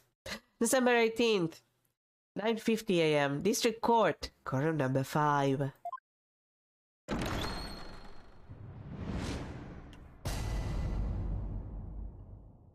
Arise. Arise, chicken, arise. Court will now reconvene for the trial of Juniper Woods. The prosecution is ready, Your Honor. The defense is also ready, Your Honor. Now then, I believe I instructed the prosecution to further their investigation. Were you able to locate the remote switch in question? I'm afraid the remote switch is still missing, Your Honor. I must say I'm disappointed, Mr. Payne. Not angry, just disappointed. Oh god, it's like a parent, you know? You know, your dad. Well, I say your dad, but it could be your mom. You know, when you have a parent who's like, I'm not angry at you for what you did. I'm just disappointed. And like, sometimes the disappointment is worse. I apologize, Your Honor. I mean, Dad, I mean, Your Honor. Aha! Looks like the prosecution is just as unprepared as I am. There is a separate matter, however, that I would like to bring up during this trial. A separate matter, you say? And what might that be? I assume you're aware that another incident occurred during yesterday's trial. I'm speaking, of course, of the assault on Mr. Justice in the ruins of courtroom number 4. Why is he bringing that up? Yes, what a truly harrowing experience it must have been. Poor Mr. Justice. At the time of the attack, Mr. Justice was not alone. He was with the defendant, Miss Juniper Woods. He isn't going where I think he's going with this, is he? Phoenix. It's a pain. Of course he is. The prosecution wishes to indict Miss Woods on the charge of Mr. Justice's assault. Oh boy. Order! Order in the court! Mr. Payne, the incident in their deliberation here is the courtroom bombing. The assault on Mr. Justice has nothing to do with this trial. Ah, but I believe there is a connection between this case and Mr. Justice's assault. Please take a moment to consider these facts. What events occurred in courtroom number 4? This is a location in courtroom number 4 where the unconscious Mr. Justice was discovered. As you can see, it's quite close to where Detective Arm's body was found. Is that your excuse that the corpses were close? The question is, why did the culprit feel the need to maliciously attack Mr. Justice? Why indeed? What do you believe their motive to be, Mr. Payne? I believe Mr. Justice found something in the courtroom while Miss Woods was with him. Evidence that finger her as the perpetrator of the bombing. I know that's a way to use that verb. I know that it is a correct use of that verb. Did you have to use the word fingered? You mean he found some incriminating evidence? Precisely. And so I summarize that the defendant picked up a piece of rubble and hit Mr. Justice in the back of the head in order to silence him. Objection! Judy would never do such a thing. She was devastated when we found a bullet hole like that. Besides, please control your outbursts.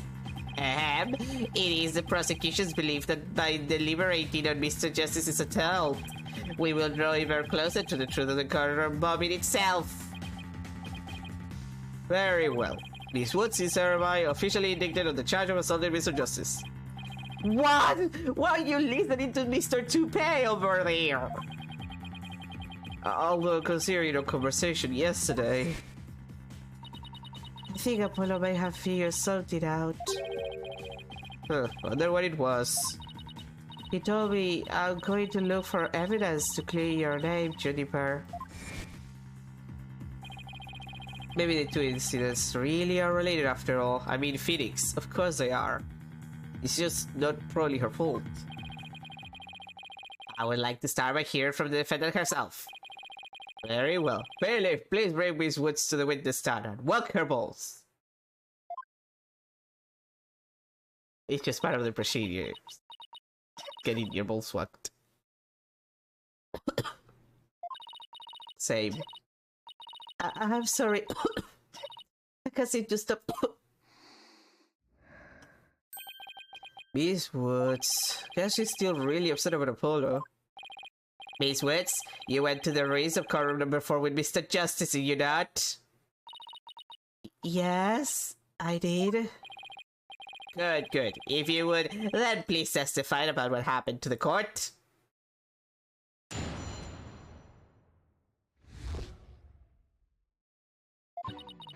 During the trial yesterday, I was overcome by a fit of coughing. Apollo stayed with me and we went to the courtroom ruins together. But then I was called back to this courtroom to give testimony. Apollo insisted on staying behind with core room number 4. I swear I didn't attack Apollo. Why would I ever hurt such a kind person? Yeah, who she clearly has a crush on, for the record. So, Mr. Justice stayed by your side while you were feeling unwell. What an admirable young man. I thought his loud voice was his only outstanding feature. Judge! He may look like a little imp at times, but Apollo can be really nice too. I hope she didn't hurt her wrist by handing that one out. Come on, guys. The fact that he's like a little imp is his, like, best quality. He's just silly like that. Nobody respects my fan. The worst part is like, yeah, he's a little bit of a dick. I'm not gonna take that away from them because it's right. But also, that's part of his charm. Like, the fact that Apollo is kind of a douchebag sometimes, it is in fact his charm. He's a sassy little piece of shit sometimes, and we love him for that. That's part of the fun of him.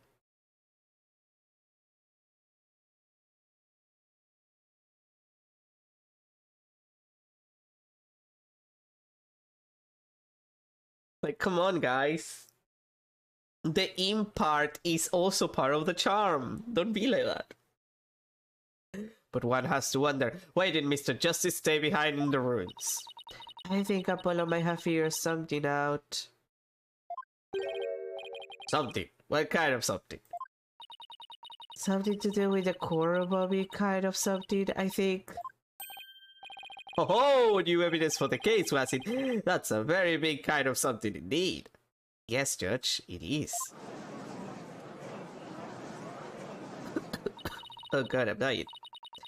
I believe so. He mentioned looking for some evidence when I was called away. Objection! Just as I thought, there is a connection between the two incidents. But the defendant has told a very big lie, Your Honor. What lie is that? When she learned Mr. Justin would be looking for evidence, she attacked him. She attacked him to give herself the chance to destroy that evidence. No, I never... Objection!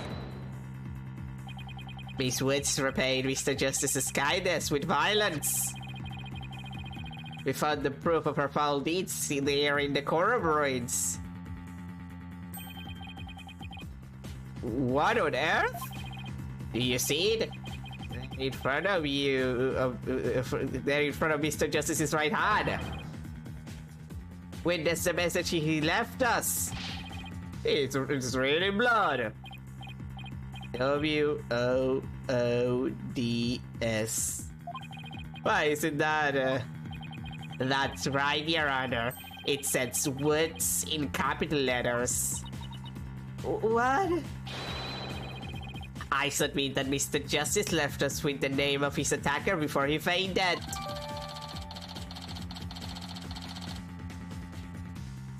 That looks so fake. No, that can't be true. Why would Apollo write my name? Mr. Wright, the nerve of him leaving that message. Why would he do this? Hey, don't take it out on me. I don't understand it any more than you do. We discovered Apollo yesterday. Apollo! No. Yeah, she screamed. We didn't even have a chance to rush over to him. As soon as security heard Athena scream, they ran in and cordoned off the area. After that, they were there in corner number 4 with Apollo the whole time. We couldn't investigate anything ourselves and had to leave everything to the police. Ah, yes. I don't trust like that. Still, I never thought they'd find some bloody writing there. Now then, please begin your cross-examination, Mr. Wright.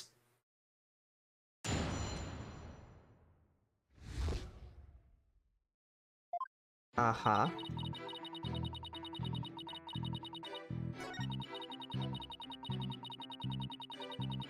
Okay, I think that I have to press here because I need her to tell me why they went together, even though I know why they went together. Why exactly did you go to the core ruins?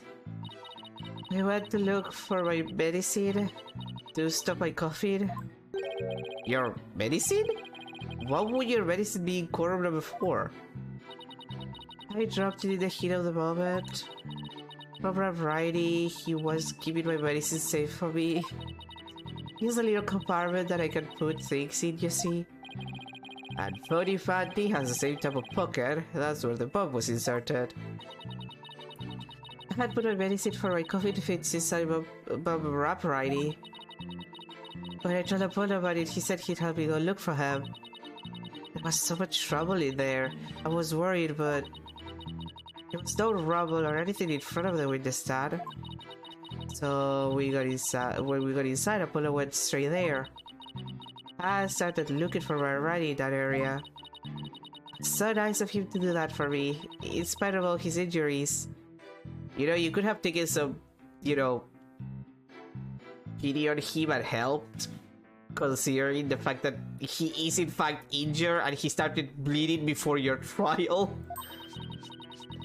Apollo is so strong and kind, just like the trees of the forest. Yeah. The way she makes him sound, you'd think Apollo was some kind of ancient god. Phoenix, I hate to bring this to you, but yes, actually. Oh wait, yeah. So that's why you went to the ruins. I see. That seems to be quite an important fact. Please add it to your testimony, Woods.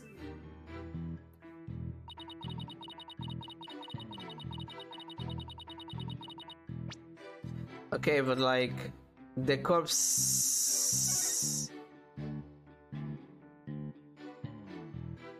Well, corpse, technically. Like, he's not technically by the stand, he's farther away, so...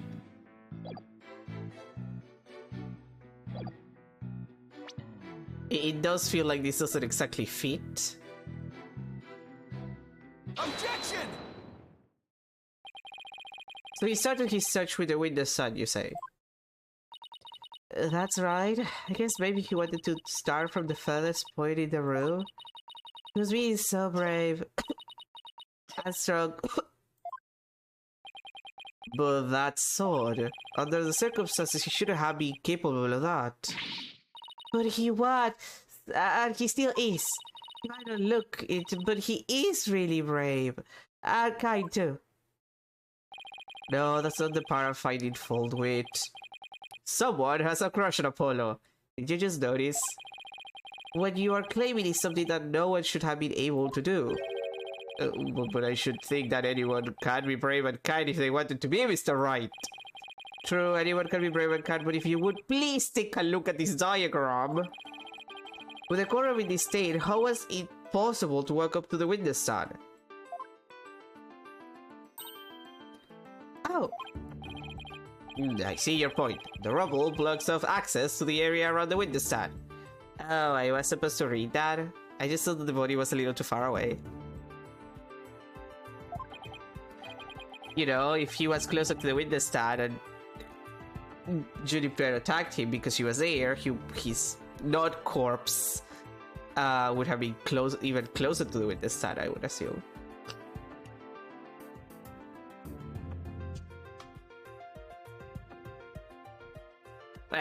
It was such a tiny inconsistency even matter. Perhaps the witness is simply misremembering it. Ugh. Great, now I'm not so sure it matters. A real man doesn't make mountains out of molehills, you know. But that's precisely what Mr. Wright does best. I call slander, Your Honor! So, was it really possible to approach the witness stand? I have to say, it's a bit hard to tell with any accuracy from just this diagram. Mr. Payne, do you have any other photos of the crime scene? Let me see, Your Honor.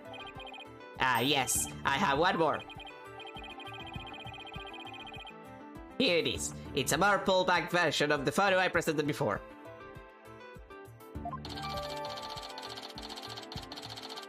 Apollo's a photo updating the goal record by giving you a different one. Huh. What's that, a hunk of metal on wheels? Mr. Payne, is the metallic object in that photo Mr. Tonate's bomb transport case?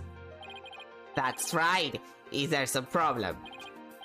Ah, yes, the transport case was there in corner number 4 when the bomb went off. It must have been there ever since. Oh, that's it. Miss Woods, have you remembered something? Yes, I just realized. Its position is different from before. Its position? The position of what? The position of that big metal thing. The bomb transport case? Yes, when Apollo and I went there, it was in a different place. Where the case is in the photo was open space, so it was easy to search the stand. I see. So where was the transport case when you and Mr. Justice saw it? As I recall, I think it was more to the right. To the right? That means...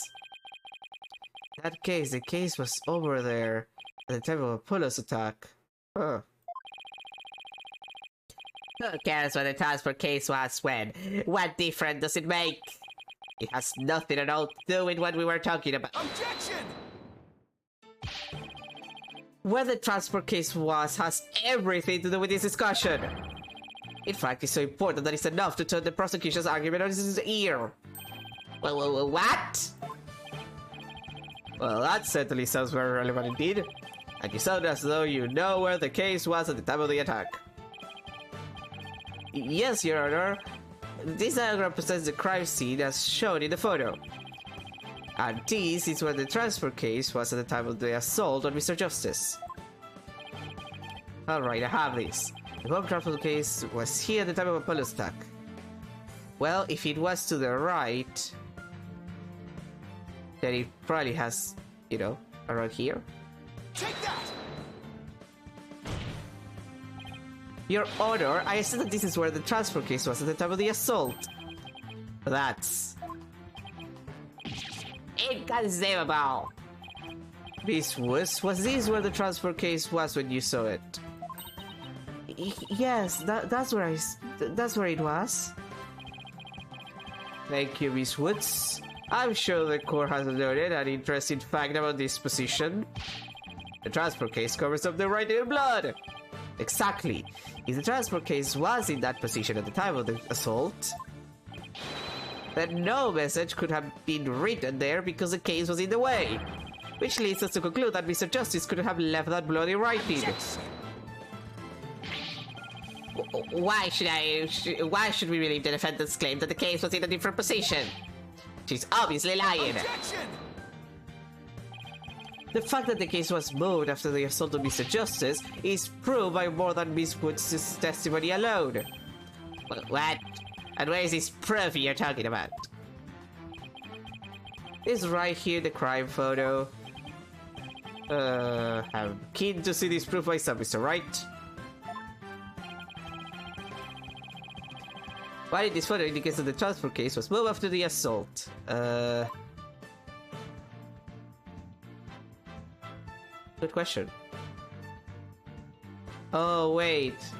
The bandages have a wheel mark, isn't it? Like, they look dirty. So, like, right there. Please take a look at the mark that runs over Mr. Justice's bandages here. I see it, but what is it? This mark was made on one of the casters from the transfer case carrying the bomb. As the case was moved, it ran over the bandages. In other words, the transport case was originally to the right of Mr. Justice. Then, after Mr. Justice was assaulted, the transport case was moved. What? Just as Miss Wood said, the case was covering the writing at the time of the assault. Therefore, it was impossible for Mr. Justice to have left that message in blood. No! You did it, boss! It was a real nail-biter when you pulled it off! Yeah, but that should bring down the prosecution's claim like a house of cards. Order! Order in the court! Mr. Wright, that was a very clever deduction. Ah, it was nothing, Your Honor.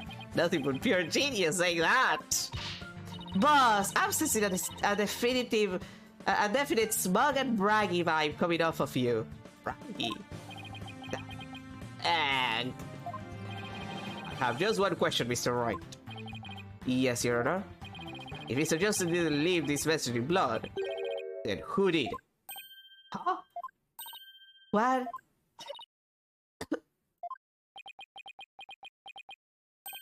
Oh. Well, looks like I should have taken that train of thought through to the last station. Well, I heard a lot about this. So this is Mr. Wright's famous bluffing technique, is it? Ah, this feeling, it brings back memories of the old days. But when you carve out a name for yourself by bluffing your way through thick and thin. Gee, Mr. Wright, the judge kind of makes you sound no better than a 2-bit con man. You made your argument with such confidence, Mr. Wright. Now I'd like to hear your answer with just as much confidence.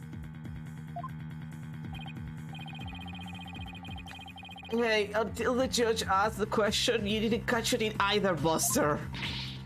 What now, boss? I hope you didn't bluff your way into a corner. Think, Phoenix. Think. There must be a way through this. I have to think my way to the truth somehow. Who could have written that message in blood?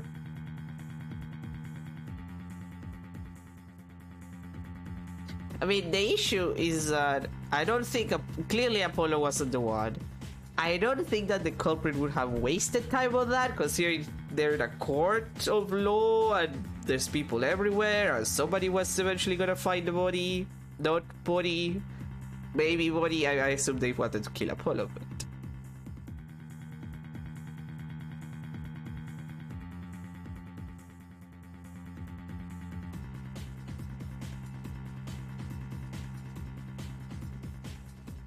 So, like, the culprit is the most reasonable answer.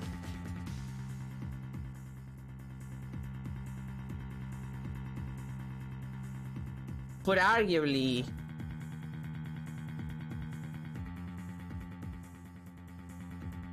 there's no reason for the culprit to do it. So it has to be someone else. If it wasn't Apollo, who could have left that bloody message? Oh, Apollo, you 23-year-old little boy. Well, clearly it's not you, clearly it's not you, clearly it's not you, clearly it's not you, and you are in fact the person guilty, so it can't be you because we said the culprit wasn't. So apparently this is an only option, which makes no sense to me because she's stuck in the seas. Unless she wrote that... Unless she didn't die from the rubble at the explosion, which I assume was weird that she got hit by an object that was like flat, because you know rubble usually isn't. You could get hit with a piece of rubble that is flat, but for the most part it's very unlikely, I would say, depending. But like it's a piece of rubble. Like, there's very few chances that you're gonna get like just killed by one of the flat parts, if it has flat parts. So there's always a possibility that she might have been killed after the explosion and nobody fucking noticed, and then she wrote it herself for some reason.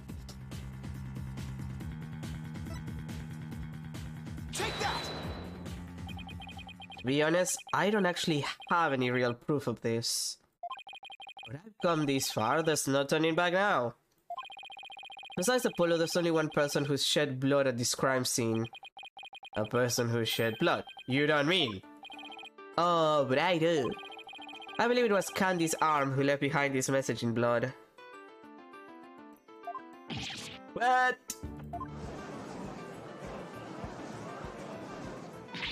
What? Detective Arm? Are you sure you know what you're doing here? Not really. Objection! What kind of ridiculous assertion is that? If you had said the attacker left the message to throw people off, it might have made sense. At first glance, that would seem to be the most reasonable explanation. However, Apollo didn't shed enough blood to write such an extensive message. Uh-oh. Ah, I see. Even the photo makes it clear that there wasn't enough blood to write all those letters.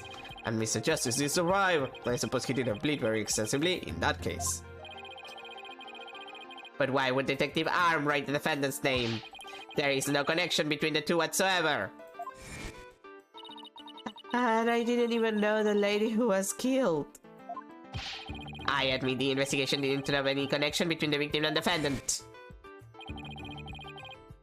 They had never even met each other. That's very true. Well then, let's see. Then maybe the intended meaning of the message is not what appears to be. The intended meaning? Not what it appears to be? Maybe the message was not intended to be woods. Coming from you, that's quite a bold statement, Mr. Wright. Damn. You wish to assert that this bloody writing could have some other meaning? Yes, Your Honor. For something I pulled out of a wormhole, it could turn out to be true, right? Phoenix, everything you come out with is pulled directly out of your anus. Objection! It clearly says words. Anyone could plainly see. What other meaning could it possibly have? Objection! But Candy's arm was a detective. Maybe woods only means something to the police. Like a police scanner code, for example. I didn't think of that. You may have tricked his honor, but you'll never get the best of me. I have a thing for studying on the weekends, as you may have already guessed. And there's no such radio code as woods in this state, my dear, right? Is that a fact? Don't look at me. I know as much as you do about police codes. Enough of this. I was quite taken with the defense's new theory. But if they can't substantiate it with anything, then I must end things here. No, please wait, Your Honor. Very well, but before we discuss this theory any further, I demand a plausible explanation. So, Mr. Wright, what is the true meaning of the bloody writing? Well, I believe it's... no stalling! If you can't come up with an answer quickly, I will declare this discussion officially over. I'm in trouble now. Phoenix Wright, but it's like the, you know, the meme, the I'm in danger meme? That's just Phoenix every single time he enters a courtroom. What other meaning could he have? It's like the obvious one. Maybe it'd be something in another language? Or maybe it's a code? Think, Phoenix, you can do this! You've done this before! Which piece of evidence will tell us what the word woods means? Well, there's only one code that we have available to use, you know? Like, this one. Take that! The bomb trapstone case. I'm about handing up to here with your shenanigans, Mr. Wright. Take a look at the numbers of this case, Your Honor. L10015R. Doesn't this string look vaguely familiar? L100? What does that have to do with anything? What could those numbers possibly have to do with the case at hand? Now please take a look at the bloody writing shown in the crime photo. Oh, I think I see it. That the girl. That's one on my side. It says woods. Or you could say it's a horse of a different color, Your Honor. The first character isn't a W, it's actually an L and a 1. The next two are zeros. Oh my goodness! The true meaning behind the bloody writing isn't Miss Woods' name. It's the number engraved on this bomb transport case. What are you talking about? The next part doesn't make any sense. The next number is a 1, but the bloody writing says D. Objection! Well, the numbers of the case and the bloody writing can be made to match up quite easily. This other number of the transfer case can be made to match the bloody writing. You have to erase 2 lines, technically.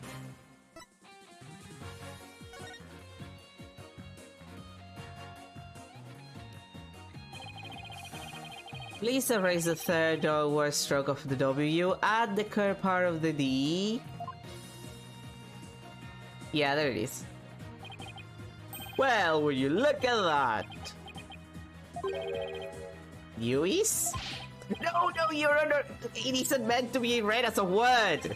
It's the number L10015, which, if you take away the final R, is the exact same number that's on the bomb transport case. Erase the lines that they may match up, you say? Well, I can change anything into anything else simply by erasing two lines. What if we erase two lines from your name? Will you be happy, Mr. Right? Well, will you, Mr. Right? The only right spelling is right. Okay, I'm doing pretty well here, and I think I've drawn the right conclusion. I think R's real message to us is the bomb transport case number. Your Honor, the two lines were added by the real culprit to intentionally mislead people. What? Yeah. Isn't even the first time that something like that happens. Come on, Pain. Well, I say come on, Pain. He's fucking useless. Piece of shit. The original message the arm left behind was a transfer case number, but whoever assaulted Apollo changed the message. If you're right, boss, then what do you suppose Detective Arm was trying to tell us? Good question. What does this number represent? Do you see this number here? That is my identification number. Annie's Arm lost her life in the courtroom bombing. Her dying message could only have had one purpose. No! To tell us the name of the one responsible for the bombing. Well, then keep us in suspense, Mr. Wright. Tell us who she was trying to name. Judge, for the love of God. The culprit that the victim was trying to identify is none other than this asshole. Take that! The defense wishes to indict Mr. Ted Tonate on the charge of the courtroom bombing, and also the assault on Apollo, for the record, just so you don't forget that happened. Ted Tonate! Apparently, disabling bombs isn't Mr. Tonate's only specialty. Somehow, the victim must have realized that he was a bomber. So when she was caught in the blast, he left his bomb transport case number as her dying message. He used Mr. Tonate's own ID number to finger him for the crime. Stop saying finger people for something. It makes it weird. I know that it's technically correct, but it makes it weird. Why would anyone go out of their way to write an ID number? Wouldn't they simply write the person's name? He's got a good point there. What do you have to say to that, Mr. Wright? Not only Detective Arm would know the answer to that, but allow me to offer a theory. Perhaps Detective Arm couldn't recall Mr. Tonate's name in the heat of the moment. As I recall, this was the first meeting between the two. It's entirely possible they wouldn't have been familiar with each other. Or maybe using the ID number was a way to hide its true meaning from the real culprit, just lowering the odds that they would erase the bloody writing. But no matter what the reason, the important thing is the meaning behind her message. The fact remains she wrote Mr. Tonate's ID number. Now, just one moment here. That doesn't mean any proof yet that it was indeed Detective Arm who wrote it. The bloody writing wasn't found during the investigation after the blast. If Detective Arm had left the message, it should have been found at the time. Objection! Naturally, Mr. Tonate hid it before anyone could discover it. And there's a simple explanation for how he was able to do so. What? Mr. Tonate was able to cover the message up because he's the first to find the body, technically. Wearing those weird goggles. The weird goggles are creepy. The first person to discover the bloody writing was Mr. Tonate himself. I was the first one on the scene after the explosion. I went there to ensure safety, but I ended up discovering a dead body. When Mr. Tonate saw that the victim had written his ID number, he used a bomb transfer case to cover up the bloody writing as a stopgap measure. So that's why the message in blood was under the transfer case. He didn't have enough time to try and scrub away the writing. If he didn't report the body right away, he would look suspicious. So those letters lived on to serve another function.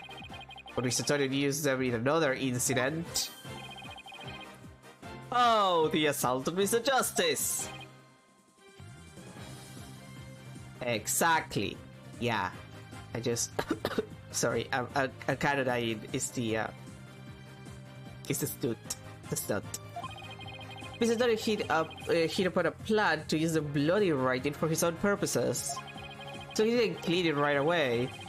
Instead, he made it look like Mr. Justice wrote it, by adding 2 lines to the writing that the arm left behind. He changed the meaning of the message. He made it look like Mr. Justice was accusing Miss Woods of the attack. So that means the only person who could have altered the bloody writing was a core member, who was the same person that assaulted Mr. Justice. And that person is Ted Tornate.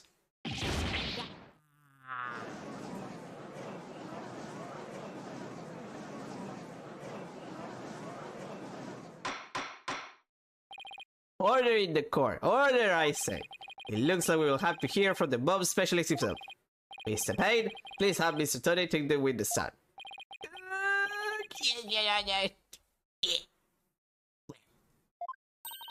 That was great, Mr. Wright. Just doing what I do best, which is flying by the seat of my pants. Dismantling the case is yours. Do you think you can handle it? I look forward to seeing you try. I finally draw Mr. Tornate back onto the witness stand.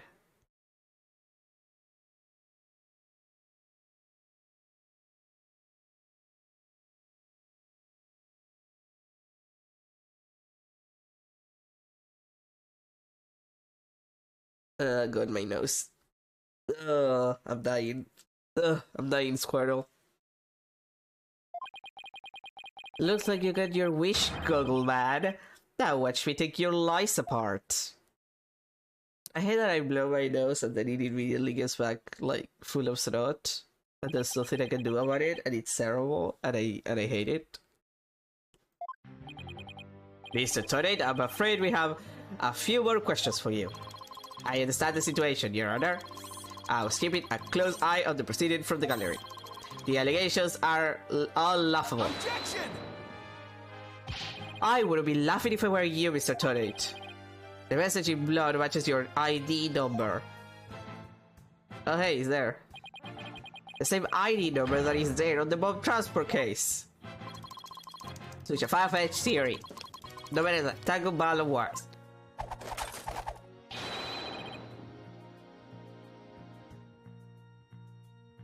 I'll have them untangle for you in no time at all. You were the first person on the scene after Detective Arm left her message in blood. You were the only one who could have hidden the writing and then used it again later. I see, X2. But then, let me ask you. Do you have any proof that Detective Arm wrote that message? That's a very good question. Well, do you, Mr. Wright? The best way to prove that Detective Arm wrote that message is to, analyze the DNA, obviously. Your Honor, I request that a DNA test be performed on the blood itself. Once we know whose it is, it will be obvious as to who wrote the message. Very well. Bailiff, please put in a request for a DNA test with the forensics team and walk all of their balls. Yes, Your Honor. Wait, all of the forensic teams? Yes, all of them. Okay, Your Honor. It will be some time before we have the results of the analysis. Until then, let's hear more from the witness. I would like nothing more, Your Honor. I want the court to hear how ridiculous the defense's theory is.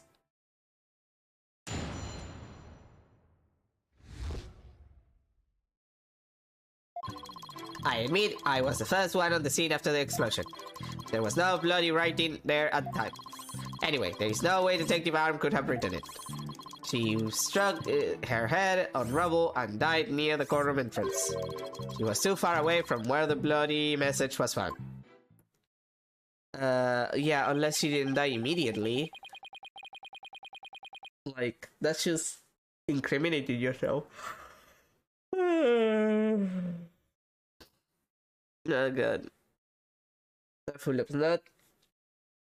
I'm yawning. I'm dying. I exist in a body that does nothing but betray me. So you're saying that the victim's body was nowhere near the writing was? Precisely. It is as plain as day that he could not have written it. It's true that the body was discovered near the... Oh, sorry, it's Spain. It's true that the body was discovered near the entrance of the car room. Please have a look at this crime scene photo. As you can see, there is blood on the rubble near the victim's body.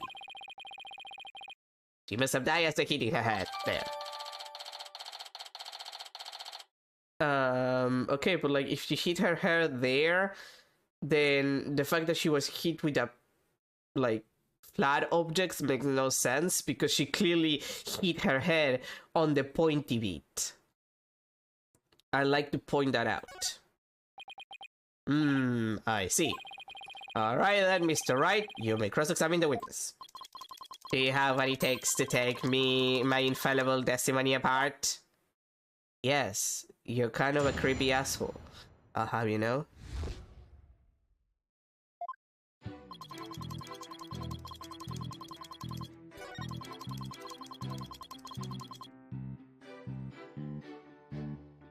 Huh.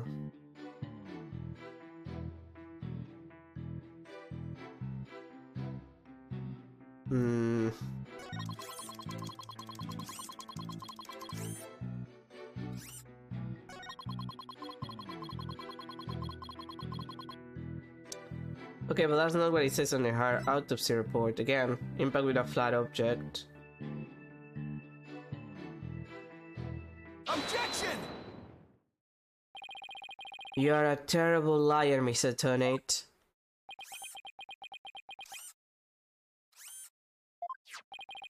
Take a look at this autopsy, specifically the part about detective's arm's head injury. Cause of death, trauma to the back of the head caused by impact with a flat object. Yes, what about it? Now take a good look at the bloody piece of rubble. It's sharp and point! Hey, you're right, boss. It is pointy. Just like your hair. That is odd, isn't it? What could be the meaning of this contradiction? I believe it means the victim did not hit her head on this piece of rubble. The blood stain you see is just another fabrication. Its purpose is to mislead us into thinking the victim died near the courtroom entrance.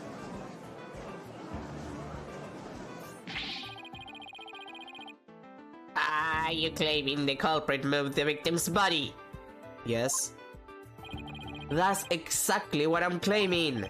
The victim hit her head at some other location, most likely on the floor or some other flat surface. And this location was somewhere near where the bloody writing was found.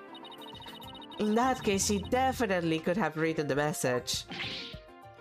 Your Honor, I have the results of the blood stain analysis. Ah, very good time. Let's take a look. According to this report, the message was written in Detective Arm's blood. And as the defense claims, only the parts of the message that were added afterwards were written in Mr. Justice's blood. It would appear that the defense's assertion is correct after all. Yay! I love it, right? Yes, you did it! You were right, boss! Now I have to drive it home. I'll have to take a good look at the bloody writing analysis later. One exclamation mark one. Let me just check that. Okay. Definitively proves that the blood of the writing to be that of the victim Candy's Page 27. However, the lines that were added later were found to be written in the blood of Apollo Justice, Page 23. Okay, yeah. Literally what we were told. Mr. Tonate, it is now apparent that you have told several lies to this court. I hope you have deserved explanation for yourself. Really? Fine, I will confess. You will? Well then, why are you so calm? Phoenix? The man is cold, which means one or two things. One, he's going to lie to you about what he actually did. Or two, and more dangerous enough, he still has a bomb on him, and he will in fact explode it. And that would be very bad. But like, come on, it's why I tell you, like, they should have promote security or something. This time, I will tell you the truth. Okay. It is true that Detective Arm wrote my ID number. She very plainly wrote L10015R. I was so shocked. I did not detonate the bomb. Detective Arm must have mistaken me for the real Womber. Not wanting to be accused, I moved the body and covered the writing. My bad. Just... yeah, I fucked up with this crime scene. My bad. I'm sorry about fucking with the crime scene. I did a little upset in the crime scene. Will you forgive me? Come on. That's still a crime, motherfucker. I see. So it was your assertion that you merely moved the body. Is that it? That is correct. I did not kill Detective Arm. Well, if that's all you did, then... Wait a minute! That in and of itself is a criminal act! Glad to see you finally cross that finish line, Your Honor. Very well, then. Your cross-examination, please, Mr. Wright. Why is everybody so stupid?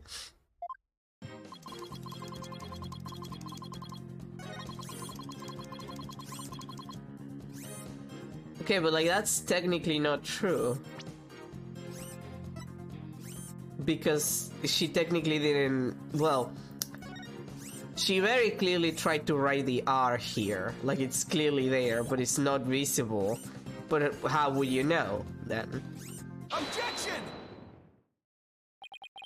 I just want to make doubly sure that L10015R is really what you saw written in blood. Yes, it very clearly says L10015R. But that's odd, because that's not what I see. Objection! What on earth are you blabbing on about now? Wasn't it you who claimed that the bloody writing was his ID number in the first place? Take a good look at the photo in the bloody writing analysis. Look at this photograph. Now tell me, does it really say L10015R? Something is missing, isn't it? And that something is the final R. What is the meaning of this, Mr. Tonnet? Oh, right. Now I remember. There was no R on the end. It was just a slip of the finger. My bad. Come back, my beautiful contradiction. Mr. Wright, I'm not so sure it was just a simple slip of the finger. Do you have something for me, Athena? I sense that he's extremely agitated, almost panicked, if it isn't plainly obvious by the way his pride is acting. He does look pretty flustered. Yeah. Well, Mr. Wright, it appears it was nothing more than a mere mistake. I don't know, did he really just make a typo? What about that R? Did Mr. Tonnet really see it? He definitely saw it. Maybe Mr. Tonnet really did see the R. But there's no R anywhere in the bloody writing. What's going on here?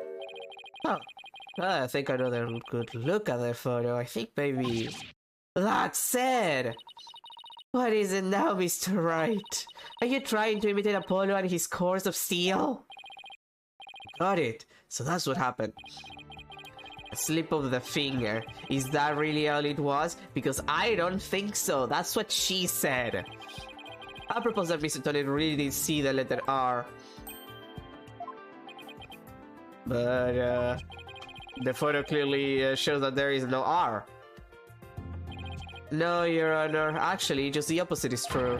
The photo shows that Mr. Tonnet actually could have seen the R. If you're going to make that claim, then you better be able to point out what you mean. What part of the photo shows that Mr. Toadette could have seen the R? Here. Take that! Please look here at the right, to the right of the 5. Do you see a little bit of red? Oh, I see, just on the edge of where the floor is broken up. That's the R that Mr. Toadette saw. Objection! It's true that the witness wears some very, very odd goggles, but that doesn't mean his eyesight is bad, nor his brain power. What part of that little smudge looks like an R to you? Objection! But what Mr. Toadette saw wasn't the little smudge. There was a whole and complete R written there, before the floor was damaged by the explosion. Oh, well that explains it. Huh? Care to explain what you mean? Because you just proposed that everything happened in the exact opposite order. Yep, because that's the way it really went down. The timing of when the R was written tells everything about this case around. Now then, if the floor was damaged by the explosion, when was the message written? Before it. With a bloody message running off the edge of the damaged floor like that, we can only conclude that it was written before the explosion. But that's ridiculous. If that were true, it overturns your own premise. That's right, it does. In fact, it does everything upside down. The victim was not killed by the explosion in the courtroom. She was killed before the explosion ever occurred.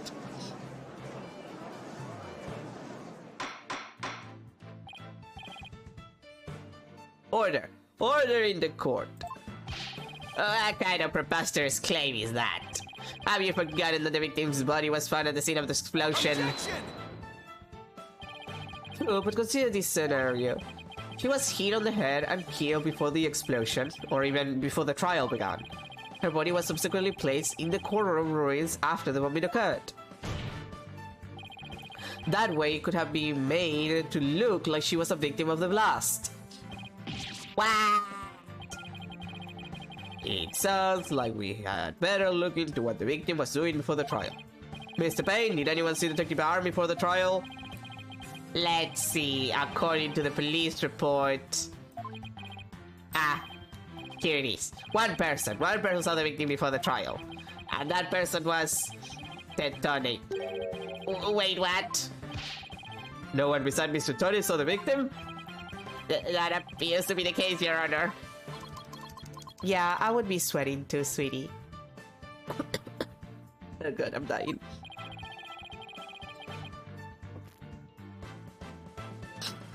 I would ask the court to recall something, specifically Mr. Todette's words from yesterday. It was when Detective Arm and I were transporting the bomb. Oh my. Mr. Todette, just before the trial, you were with the victim. The two of you were together at the scene of the crime, corner number 4.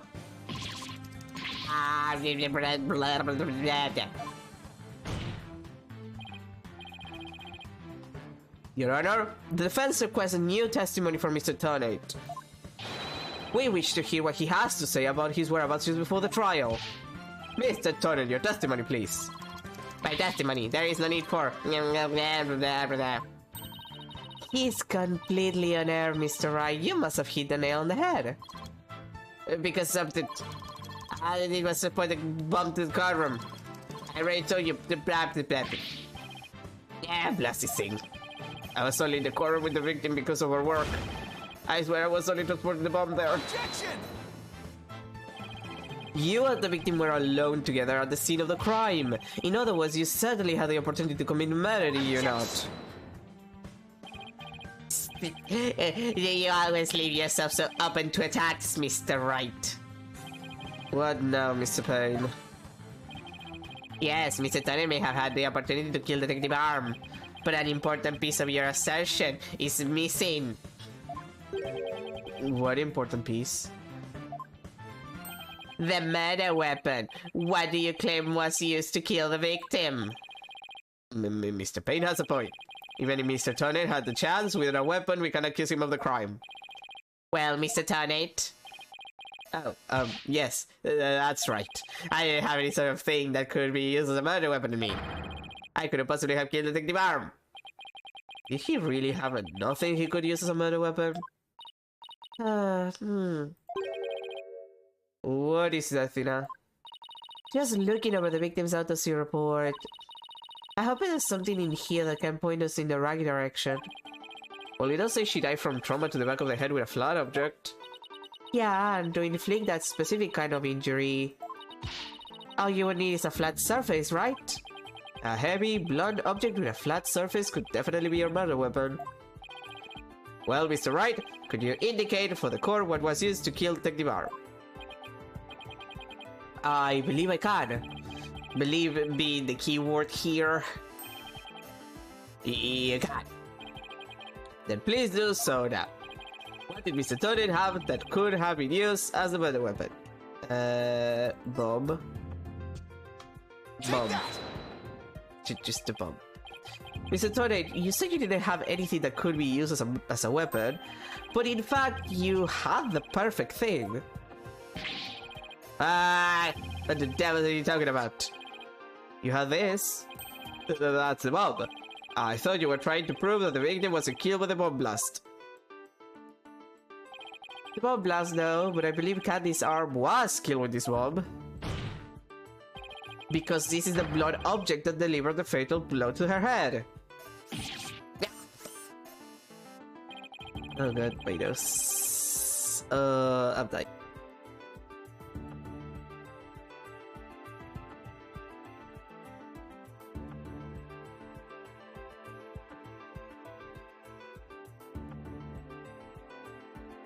Letting me know that my suffering is eternal and I will never recover. Please recall the description of Detective Arm's head wound. Trauma to the back of the head caused by impact with a flat object. You assume this injury was sustained when her head hit the floor, but a blow from any flat from any flat side of this bomb would produce the exact same wound pattern.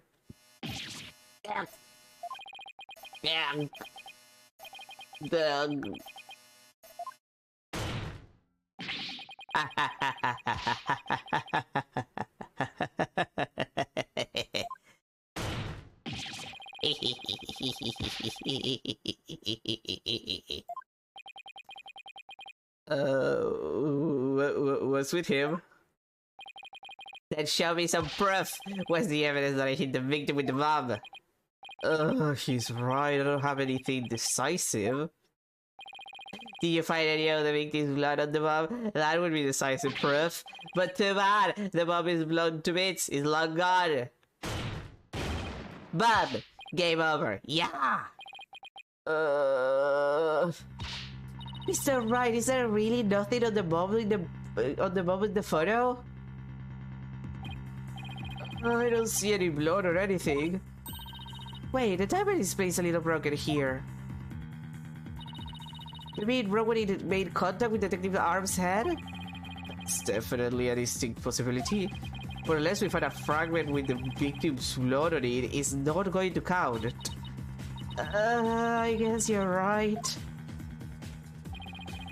Setting off the bomb, Tonate managed to obliterate all traces of the murder weapon.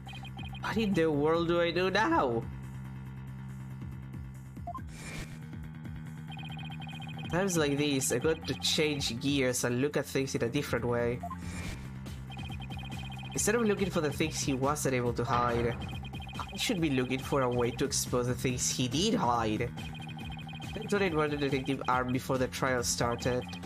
Then he placed her body in the courtroom after the bomb went off, which means there was something he had to keep hidden until then. And I think I have just the thing. Let's present the photo that shows exactly what Mr. Tonate had to hide. I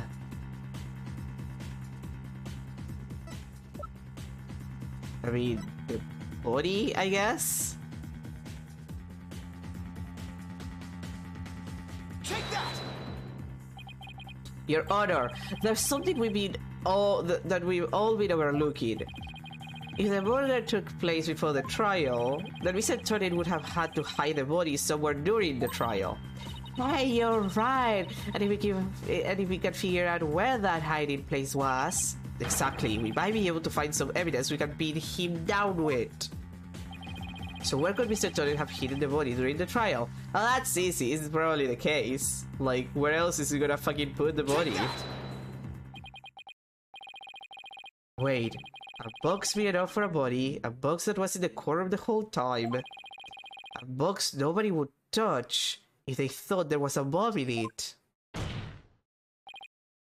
Mr. Tonate! What is it? Do you finally have some decisive evidence to show me? No, you're the one who's going to show it to me. Come again?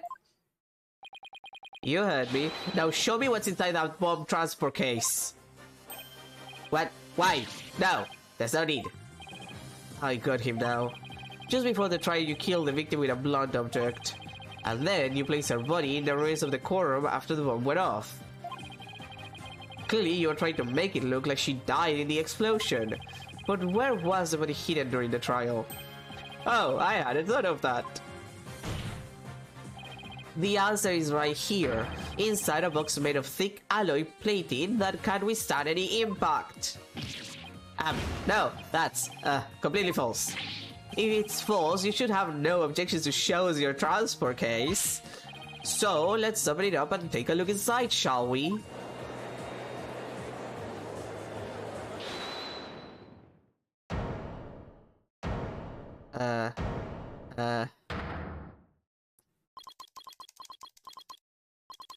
Let's not. Not if you value your life. What's he up to now? Remain calm and listen carefully. This bomb will detonate in 5 minutes. What? Huh?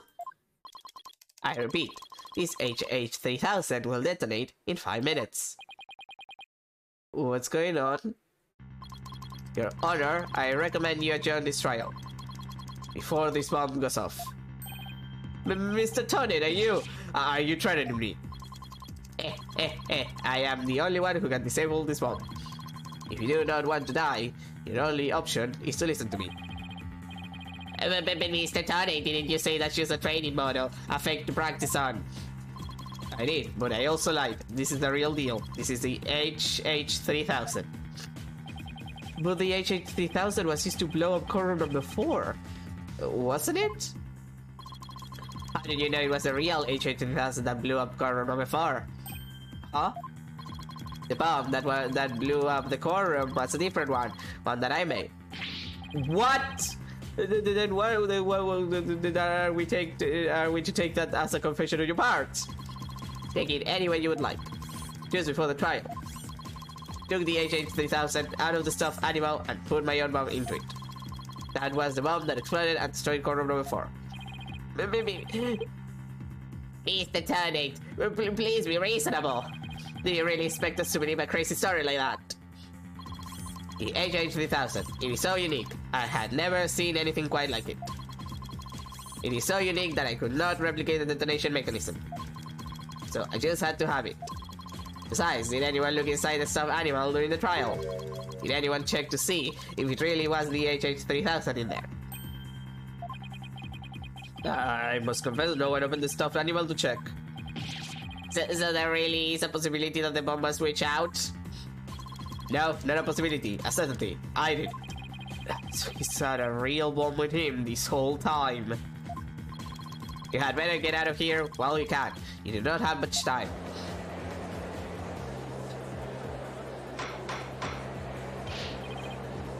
Order in the court. I'm out of here, man. It's gonna blow, run.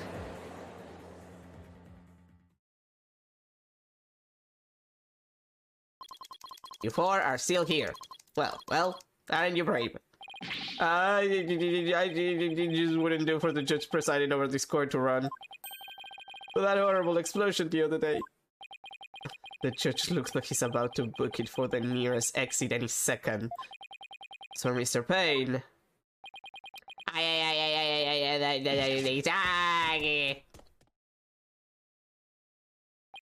And he's off. Pathetic. Mr. Wright, what do we do now? It'd be pretty pathetic to run now, wouldn't it? But the bomb really might go off. Only 3 more minutes, folks. Is that bomb really the HH3000? What should I do? Run like a yellow-bellied chicken. Come on. We didn't do that when... Well, let me think. Man from Bon Karma tried to stase us, which he did, and we didn't run. Then a killer case. The bridge on fire situation. Well, we ran there, but we ran through the bridge rather. Come on, you're like 40, Phoenix. You can take it. I can't run now. Well, it's been fun, but I will be going now. With my dear HH3000, naturally. Oh, and by the way, I would advise against having me followed. Even with no remote switch, this bomb can still be triggered manually. If I think I'm being followed, I will detonate it on the spot. Farewell. Hold it! You're not going anywhere, Detonate. Oh. Your Honor, there's no reason to be afraid. That bomb is a fake. You saw it, Mr. Wright? More of your famous bluffing. Even at the risk of your own life. Mr. Wright, none of your bluffing now. Not at a time like this. Lives are on the line here. I'm not bluffing and I have proof. You do? Yes, of course, Your Honor. Right here in the photo of the bomb, clear as day. Proof that Mr. Tonate's bomb is not the real HH3000. Really? Out with it then, immediately. Where is the proof that what Mr. Tonate is holding is the real HH3000? When definitely the cracked fake because it's not on the actual, bomb that he's holding. The display for the timer on the bomb in the photo is broken. Most likely, it broke when Mr. Tonate used the bomb to attack Detective Arm. But the display on the bomb in front of us is not broken. Oh, you're right. Therefore, this is not the real HH3000. Mr. Tonate was clearly lying when he said he switched out the bomb in a stuffed animal. The real HH3000 blew up in core number 4. This bomb is nothing more than a fake, a model used for training purposes. Fear not, Your Honor. I will examine the inside of the bomb transform case myself. Yes, please do, Mr. Wright. No! Stop! Yeah. Oh yeah, blood. What I expected. What is that? Is that a blood stain? Just as I expected. Your lies have all been blown to bits, Mr. Tonate. I'm confident DNA analysis on this blood stain will confirm that it's Detective Arm's blood. And that those results will conclusively prove that you murdered Detective Arm. How about it, Mr. Tonate? Think you can dismantle this decisive evidence? Probably not. Dismantle it. You're too late! You missed your chance to run, so now you're out of time! This HH3000 is about to explode! Don't try to threaten us, Mr. Tonate. I've already proved that your bomb is a fake. It's real! This bomb is a real thing, I tell you! It's real! You laugh too much. Yeah, you keep laughing. Mad Bomber Party of 1. There's no time left. It's going to blow. I have to disarm it. I have to take it apart. I can't dismantle anything. I can take apart evidence. I can take apart bombs. I can dismantle it all. Dismantle. Do it.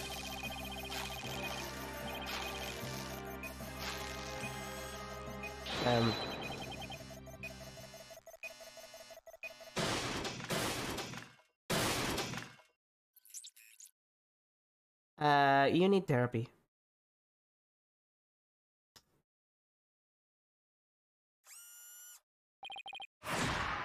Made it.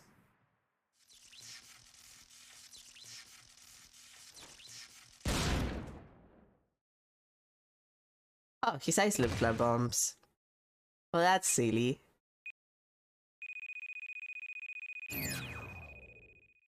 Game over. His battle attempt failed. Well, that happened.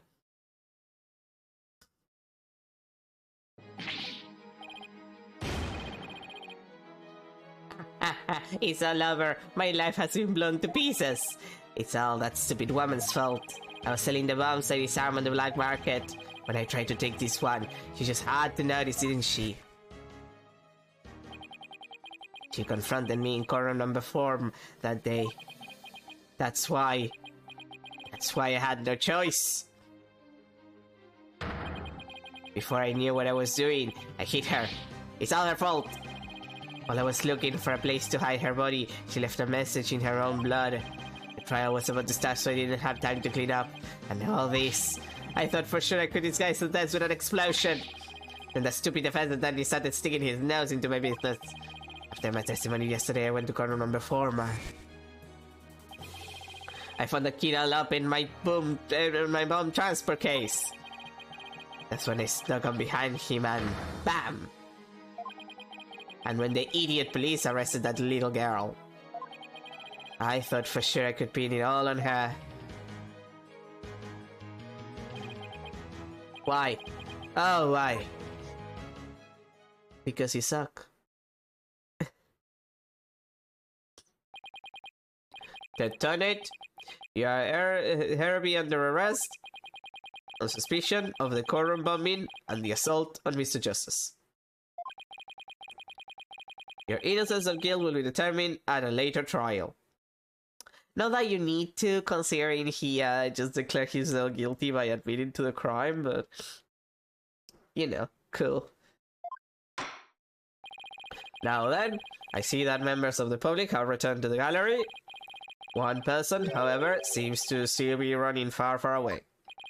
Be that as it may, I will now announce Miss Juniper Wood's verdict. Yay! Oh, I love you, confetti.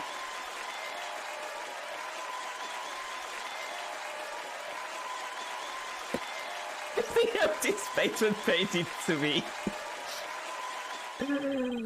That's hilarious. God is adjourned. I have to admit that the change to 3D is very good for like that kind of like panning shots and stuff. It's actually pretty cool. December 18, 12:31 p.m. District Court, Defendant Lobby number 5. You did it, boss! Yeah, I guess we managed to pull it off somehow. So many mysteries cleared up all at once. It was amazing. It just sort of worked out that way, didn't it? That's not the kind of thing that usually just works out. You made it happen. And the way that mean old prosecutor hightailed it out of here, that was great. Mr. Wright, Tina, thank you for everything you did for me. I'm so happy for you, Jenny. Now you can go back home to the forest in peace. I hope the both of you will come and visit me there sometime. That would be nice. Thank you for the invitation. You know, I just noticed that she looks like a Ghibli character. Like, even the eye shape and everything. Like, she just kind of looks like a Ghibli character.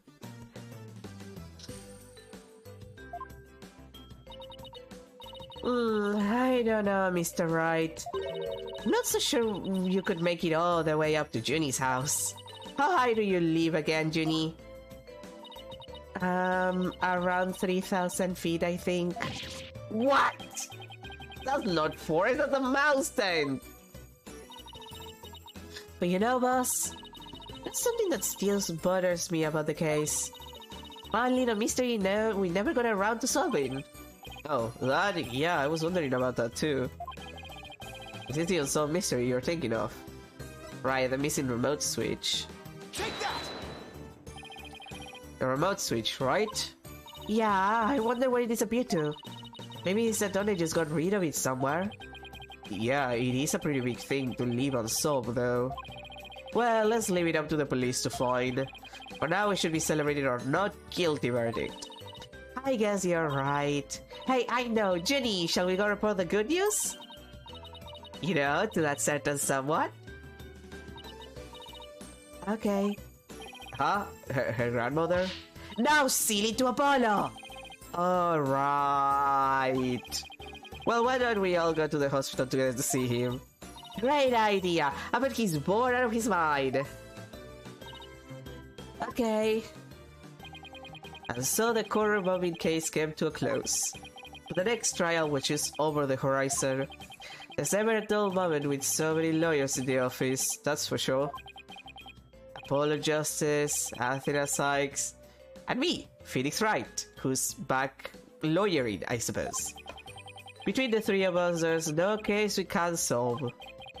When our powers combine, we're an unstoppable team, except that never happens to my understanding, where they're standing the three of them together in the same case. At least that's what I believed.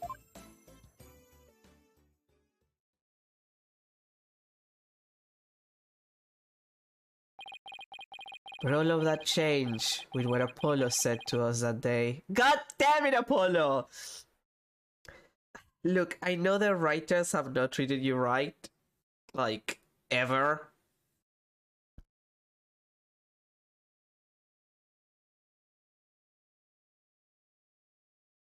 Like, I get it. I don't blame you, Apollo. Because nobody respects you. Like, I don't blame you. Especially after the first game, because Phoenix kind of was like a dick to you. I totally get why you would be the problematic one in this situation. But also, do you have to do this after a good day? Couldn't you have waited like a week? It was something that would put my faith in us to the ultimate test. Date, question mark? Time, question mark? Right, anything, agency. Oh, God, cutscene. Okay. Sorry, but I'll be taking a leave of absence. Wait, what do you mean by a leave?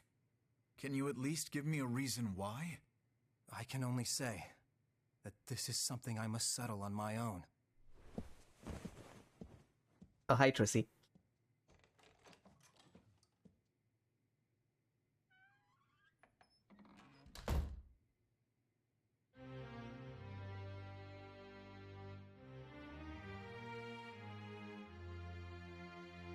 When are they gonna start fixing this thing?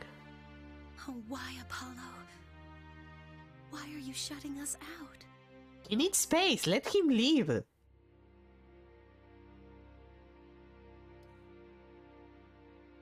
Maybe he needs a vacation. Leave him alone.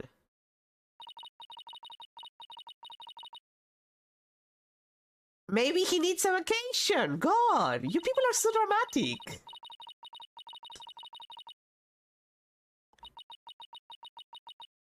Look, it's just a fashion statement, okay?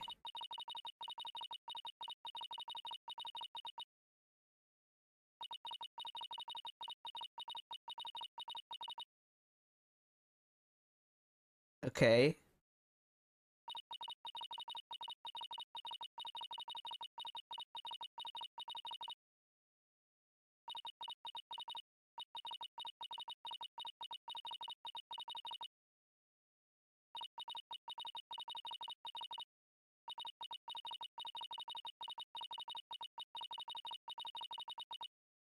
What? Oh God, what do you mean a mythical? What the fuck are you talking about?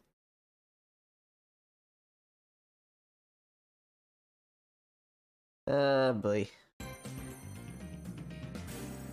No, seriously, maybe he just needs some space. Also, can I be honest? It still kind of fucks me up that Apollo's voice sounds way older than Phoenix. Like, I don't know why, but I hear Apollo's voice and it sounds way older than Phoenix, and that's not how it should work, considering.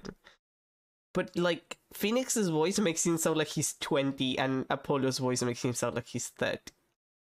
I don't know why. I don't know why it gives me that sensation. I know that there's older men with like high-pitched voices. It's just like something about it doesn't work for me. Like it's just a me thing.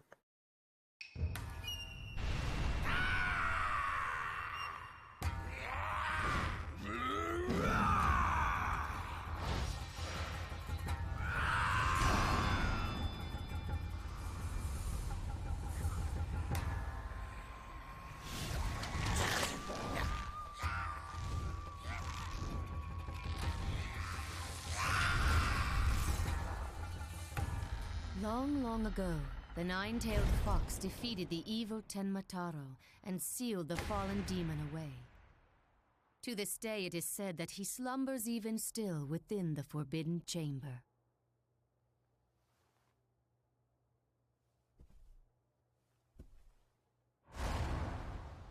Night, night, Alderman. Sweet dreams.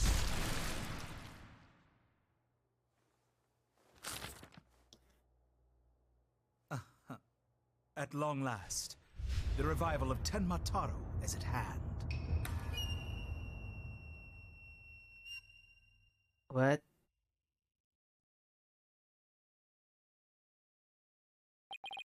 That was a very effeminate guy. That is one of the most effeminate guys that has ever appeared in the Ace Attorney series. I'm going to point that out right now. And Armstrong exists, so... A few months prior to the courthouse bombing. April 17th, 12:13 p.m., Right Anything Agency. Huh, guess I'm a little early. Oh, hey Apollo, getting an early start today? Aw, Trucy, I miss you. Yeah, this is the first job I had in a while, after all. Well, aren't we all fired up? Well, it's not every day I get a call from Mr. Wright. What kind of work is it anyway? Mr. Wright didn't mention any details. Work? Is that how he put it? Don't tell me he just wants me to clean the toilet again. You've really become a fixture around here, Apollo. Come to think of it, it's been almost a year since I was hired. A lot has happened since then. But I'm settling nicely despite a few bumps in the road. My name is Apollo Justice, and I am fine! I've been practicing law for about a year, but I still have a lot to learn. This is the Right Anything Agency, and it's where I work, technically. Don't let the name fool you, it's definitely a law agency. But don't forget that this place is a talent agency too, Polly. It's the law agency part of this office that's usually forgotten.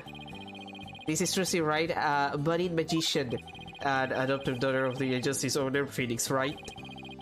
She sometimes makes me help with her magic tricks. And what's wrong with that? You're one of the agency's talents as well. I was under the impression that I was a lawyer. Oh, we'd better hurry. Doesn't look like Daddy's going to make it, so let's get going. Where are we going? What about the job you mentioned? This is the job, Polly. You're supposed to keep me company today. Now come on. Another day of not being a lawyer. Should have seen this coming. Well, this is the Right Anything Agency, you know? And there's no law-related work at the moment, so... Tell me again why I chose to work here. Where is Mr. Wright anyway? Daddy said something about going to meet an acquaintance. But don't worry, just focus on your job and I'll tell you exactly what you need to know. Well, let's go, we don't have all day. Wait a second. Another day of anything goes begins at the Right Anything Agency. April 17th, 1:30 p.m. Nine Tails Vale, Yokai Lane. Okay.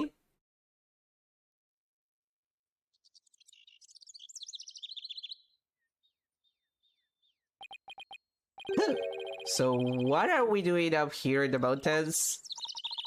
This is Nine Tails Vale. Everyone's been talking about the yokai craze here. Yokai? Oh, you mean the Japanese monsters? guess that explains all these weird things. I mean, are they monsters? Because my understanding was more they fell into the category of ghost.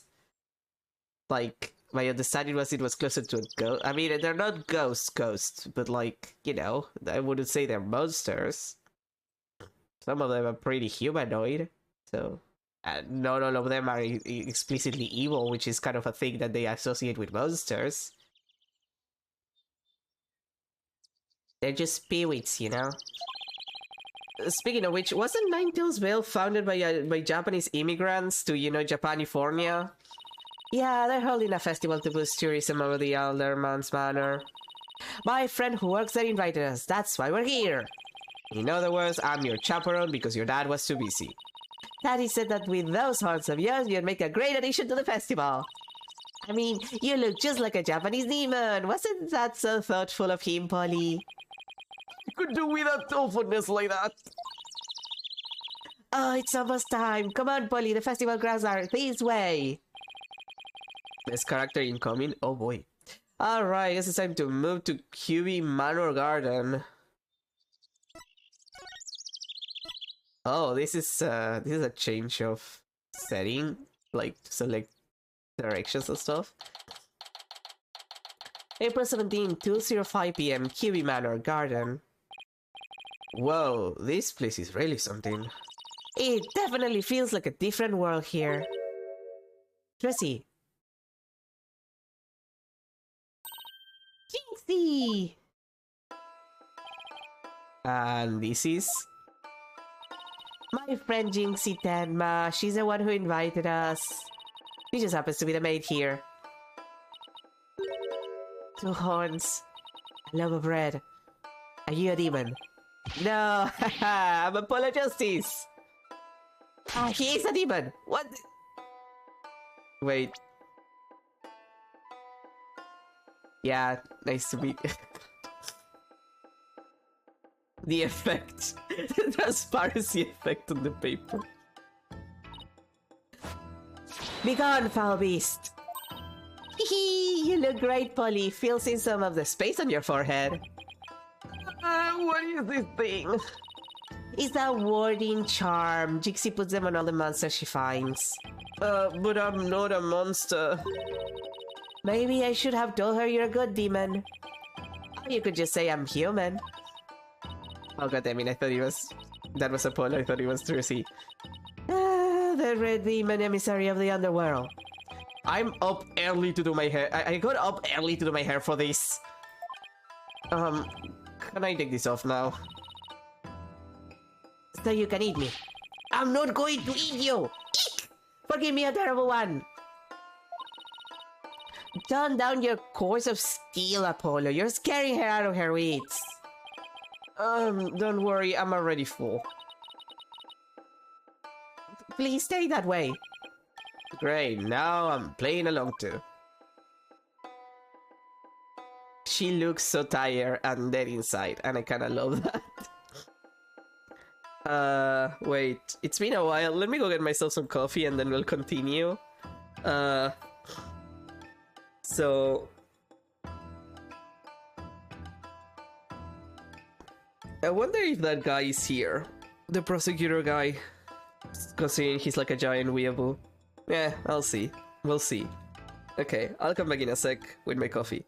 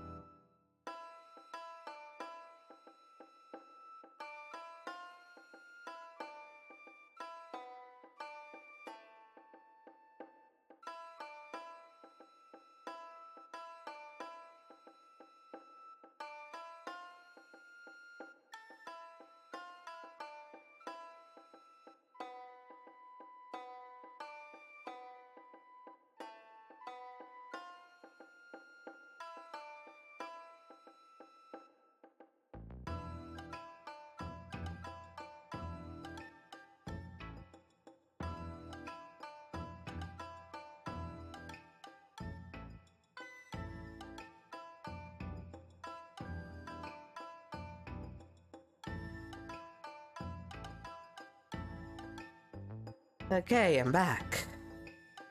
And I changed...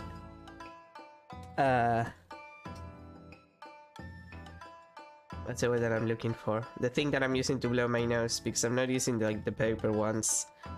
I'm using the fabric ones. Do not waste that much of the paper ones. I can't think of the word. I think my brain is full of snot. I apologize for that. So tell me about this place, Garly. So I wanted to ask you about Ninetales Vale.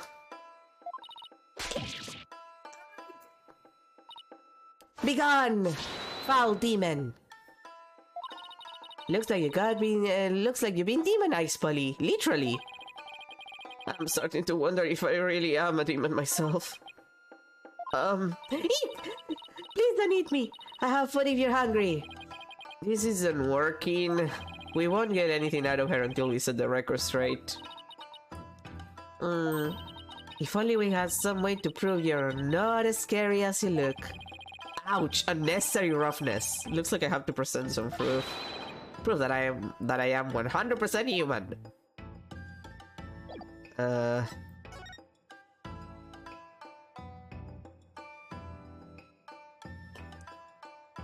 Will the attorney's badge work? Can I prove my humanness by being an attorney?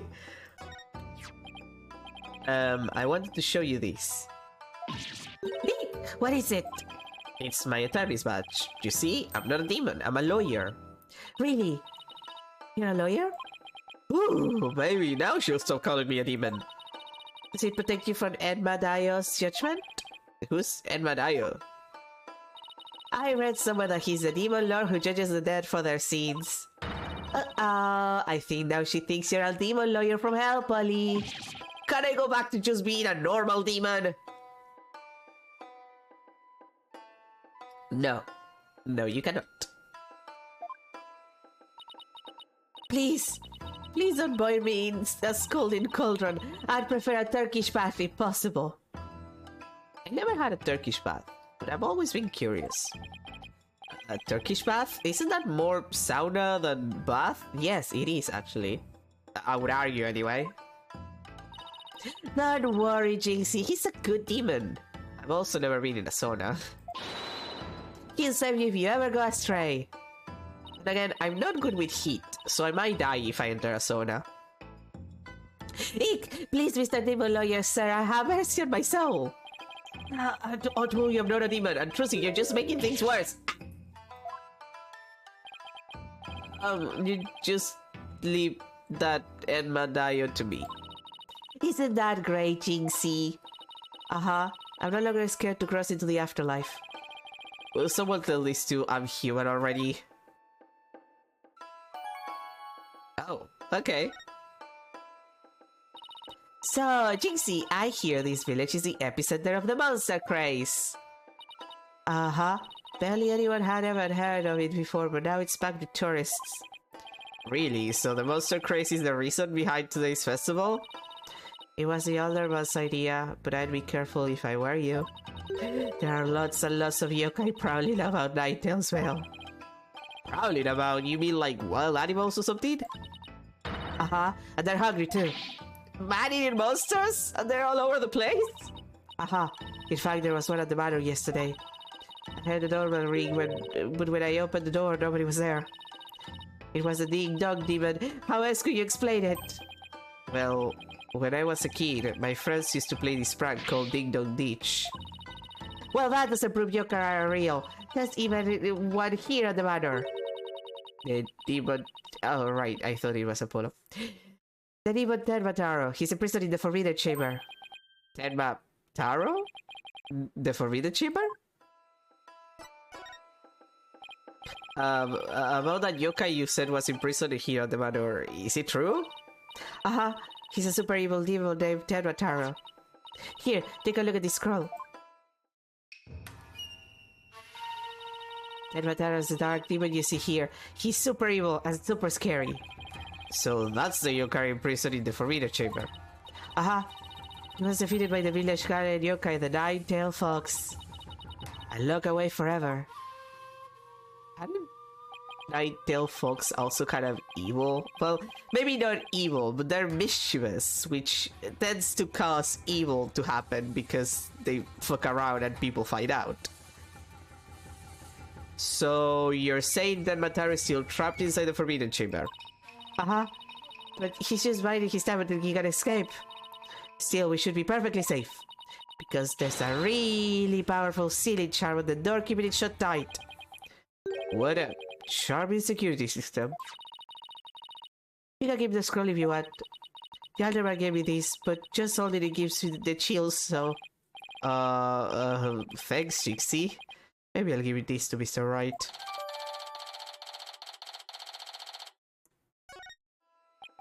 So, I was wondering, are those things on your forehead also warding charms, Jinxie? Yes, that to prevent evil things from getting inside me. Papa told me to wear them. The evil things? Apollo, don't you dare take those charms off of your forehead! They have to stay there, forever! Got it? I wonder what would happen if I did take them off. It's time for me to get back to work. Thanks for inviting us, Jinxie! You're welcome. Oh, and before I forget, there's going to be a surprise event today. Even I don't know what to expect, but it's sure to be fun. Better not be a yokai parade. She'd probably drop dead from fright. There's also not a good sign if you have a yokai parade. Like, don't the yokai parade, like, precede, like, horrible things happening? Isn't that what's usually said?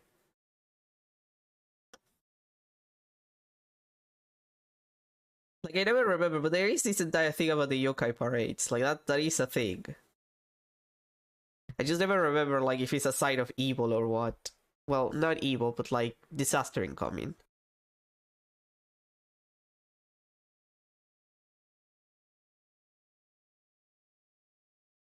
But I know it's a thing. It's even a thing in, like, it's a thing in the Denmark series. Like, on the first game, they talk about, like, the yokai...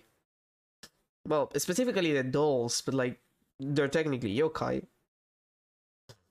Sort of. Like, well, they're evil spirit. Like, it's complicated because they're evil spirits, clearly, but also, like, some of the things that you find, like, the implication of, like, the parade seems more yokai related. And, like, the dolls technically, like, aren't all evil spirits. And not all of them are, like, man-made. Not the, like, the first one, yeah, but, like, the one in No Game isn't. Like, she's, like, an ancient thing. Much more ancient, anyway, than the one in the first game. Like, I'm trying to remember, it's been a while.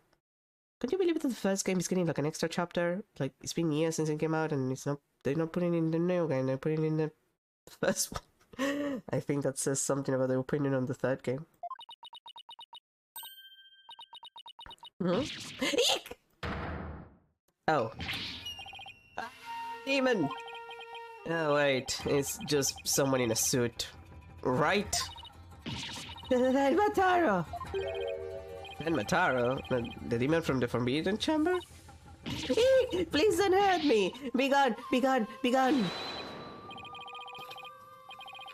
Better watch out, little girl, or I snatch you away. Hey, charm, what's that die and go to heaven, charm? Oh, she put it in on her she put it in on her own forehead this time.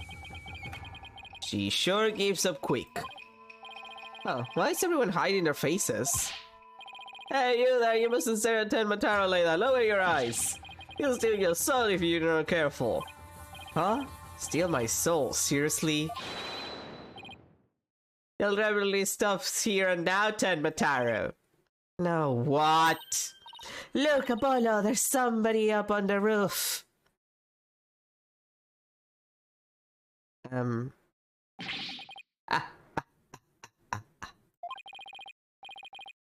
booming laughter, could it be? My 9 golden tails are proof of my unassailable righteousness. Not really, again. Kitsune, to my understanding, they're mostly tricksters, so I don't know if righteousness would be the word that I would use to describe it. Like, their general presence. Aura farming. He's aura farming, I will give you that much.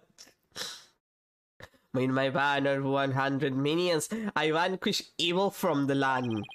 I am the wrestler of righteousness. Yaha!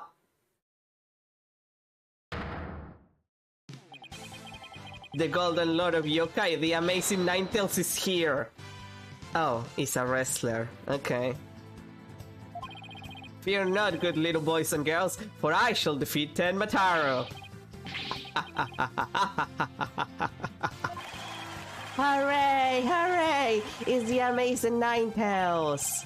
Up to your no-good tricks again, Tenmataro. Well, not on my watch.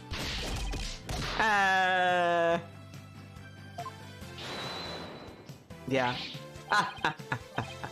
There's nothing to fear now, my child. I have banished Tenmataro. You and your people can now live in peace. Thank you, Mr. Amazing Ninetales, sir. Now I must be off. Another match and another foe to vanquish. Await!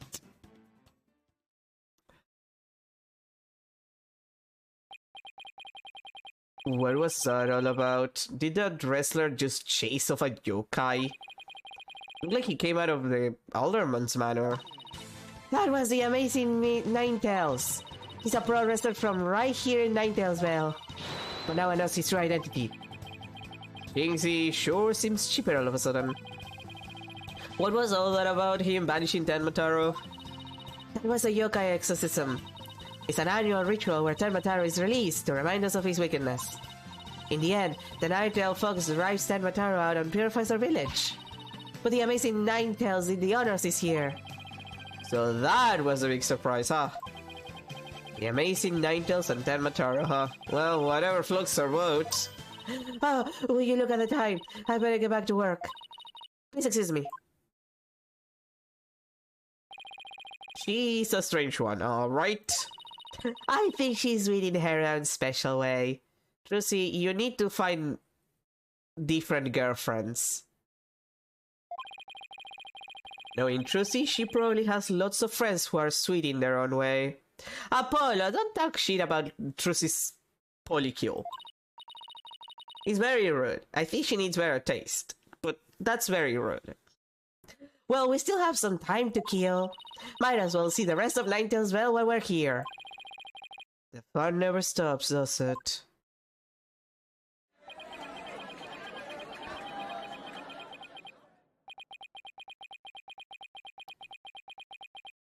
Three hours later. April 17, 3:40 p.m. Kiwi Manor. Garden. Actually, does that... Wait, let me check. I need to check.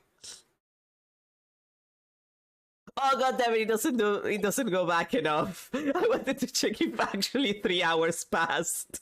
If actually I was right when I said 3 hours later. Oh, now I feel sad. I should have checked. Like, I should have remembered. I think I brought about nearly every yokai souvenir that was for sale. I know, because my wallet's running on empty. What's with all the commotion over there? Huh? Hey, isn't that your friend Jinxie? I hope everything's okay. It's terrible. Calm down, Jinxie. Tell us what happened. The demon Tenmataro. Kiki Landerman Kiwi. What? Wait, kill us in dead? Yes, and Tenmataro did it. Tenmataro? You stay here while I go have a look.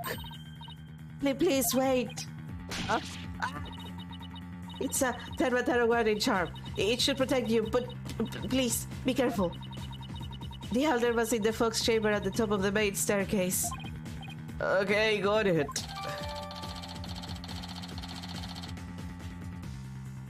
I can't believe it gets it to work. Oh, it even isn't. Oh god. Incredible. April 17, Kiwi Manor, Fox Chamber.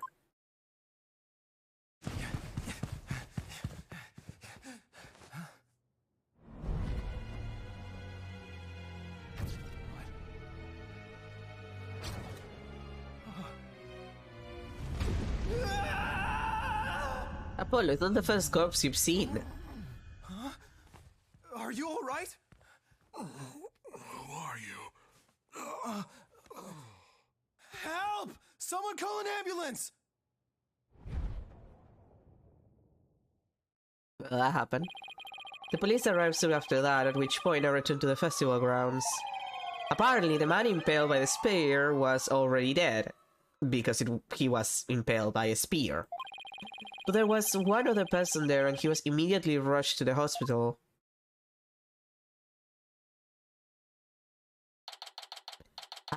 April 17, Kiwi Manor, Garden. Thank goodness the other man's going to be fine. It sounds like he'd only been unconscious. You think Jinx is going to be okay? I'm sure she'll be back to her old self in no time. At least she's coming up for the police to question her for now. And I'd sure love to know what crazy animal left those feathers at tracks. Oh, look, here comes Jinxie. Hi, Trucy. Hi, Mr. Evil Lawyer. Hey, feeling any better? I was wondering if you're up to filling us in on what happened? So, the man with the spear in his chest was already dead? Uh-huh. It was Alderman Kiwi. When I found him, he was already... So, the victim was the village alderman. And the one who was found alive, who was he? Javier Tenma. He's the mayor of the neighboring city, Tenma Town. They arrested him. Wait.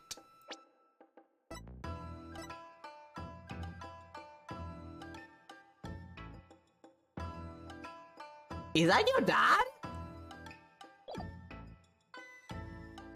Or do you just share the last name? Is Tenma like a common last name in Japanifornia? Is it like an Argentinian Perez? Or like a United States Smith? Like...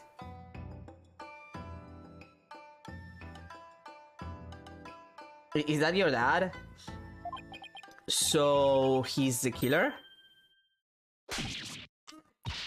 No, Papa didn't kill anyone. Oh, okay, yeah, it's her dad. Papa, as in your father?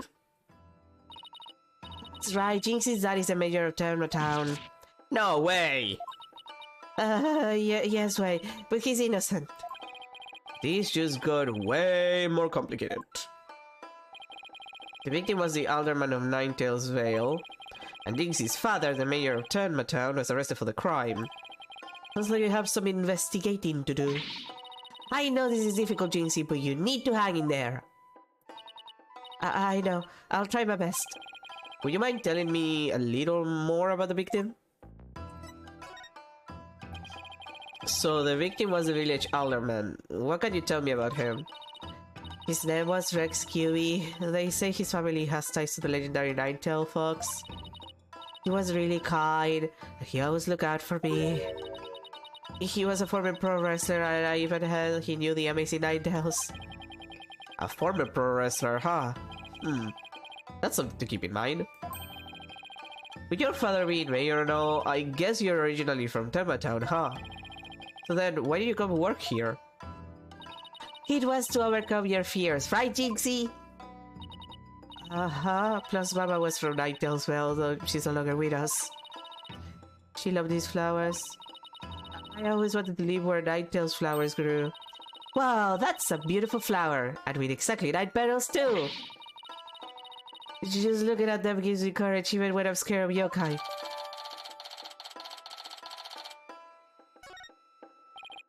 Jinxie, when you first told us what happened, you said the killer was a demon. The one in charge of the Forbidden Chambers door. It's been removed. The Forbidden Chambers door? That big door that was bare shut. There wasn't a charm on it when I checked it out, so I guess it was removed by someone. That's what the Matara escaped. But when I try and remember what happened, it all goes fussy. Dixie, you should go get some rest. You've been through a lot today. Between the warding charm being removed and the black feathers and weird trucks, I could see who a superstitious person might think a demon was a killer. Apollo, maybe this is your chance. Chance for what? To do the right thing and defend Jinxie's dad in court. Who, me?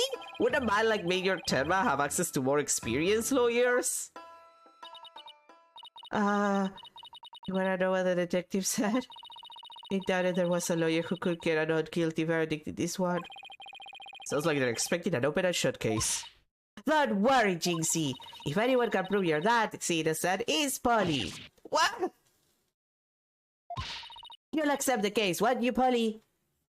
Trucy, why do I have to defend your Polycule?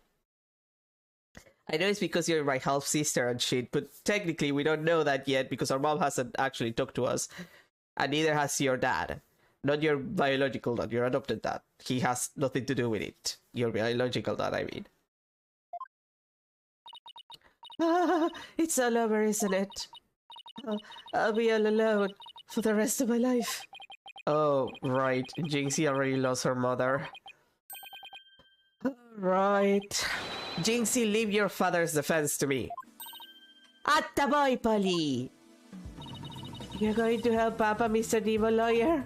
Yep, because that's what lawyers do. Plus, not toilet clean it for a while. I'll do whatever it takes to make sure your father walks away a free man. Thank you, Mr. Demon Lawyer. I can tell you're one of the good ones. Red demons are usually so mean. It's been a while, but I'll be fine. Ready or not, here comes justice. I guess I oughta go and meet with my new client. But before I forget, better jot this down in my notebook. Oh god, sorry. I'm just dying here. Hey, Apollo, what's the notebook for? Oh, I just thought I should jot down some stuff about the case. And so I don't misplace them, I'm putting my notes in the core record. This is what you would call a to-do list. Sounds handy. Read my notes, I just open the core record with E, or, you know, I press it. And now I have notes.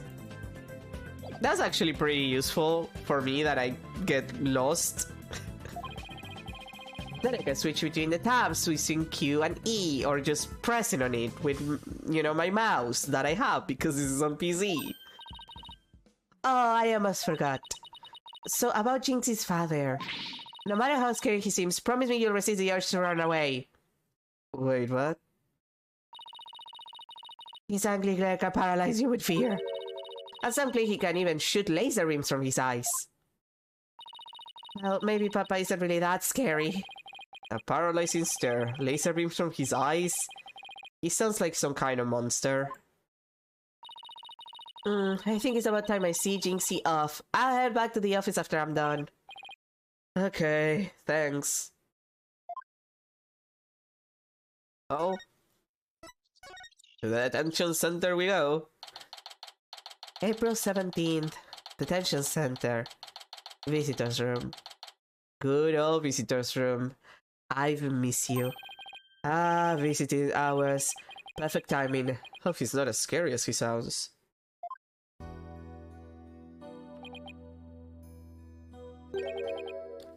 Who are you? Yes! So you're Damien Tenma, right? I'm Apollo Justice Attorney at Law. I'm here to help. Huh? Let me out of here! Sorry, I get a little loud sometimes. How?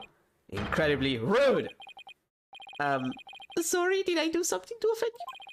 A visitor when all others shunned me like a common criminal. And here I am with nothing to offer. I am the epitome of rudeness. Wait, so he wasn't mad at me? Unworthy as I am, I, Damien Tenma, shall breach these walls. So that I may treat my benefactor to some tea, and maybe some cookies too. No, wait, we can do tea and cookies after we prove your innocence. How about you start by telling me what happened? I see. So tea and cookies can wait, can they? Oh, that was close. We don't need jailbreak added to the list of charges. But Apollo, tea and cookies. We could have had tea and cookies.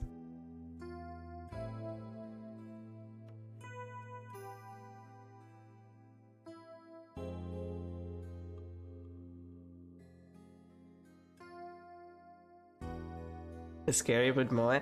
Honestly, he looked more moe without like the all of the talisman around his head, but I assume that that's because he got hit in the head and he probably needed some bandaging. Seems like a good guy, but with a face like that, I can see why he's misunderstood. Mayor Tenma, do you mind if I ask why you were arrested?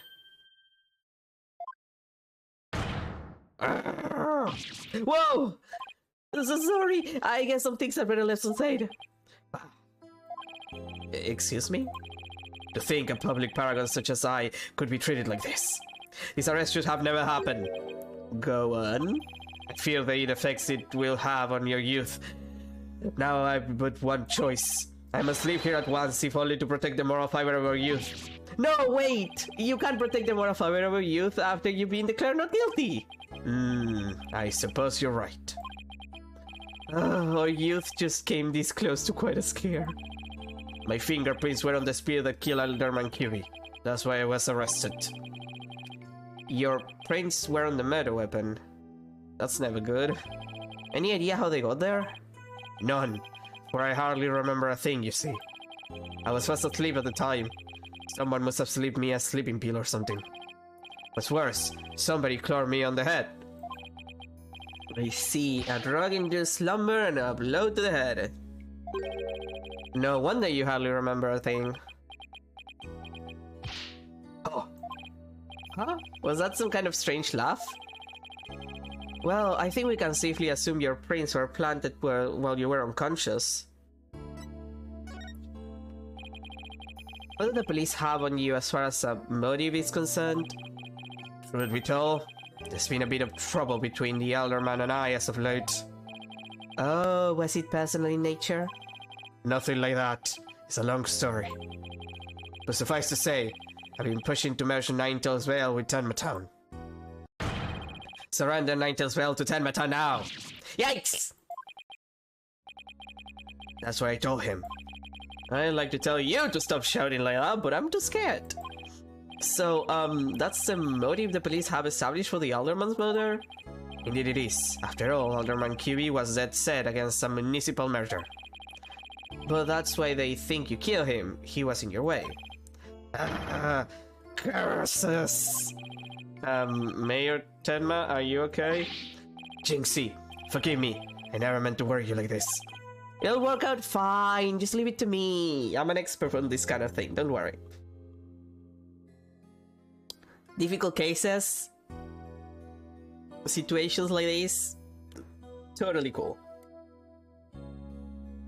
My boss prosecuted a pirate one. Well, he cross-examined it.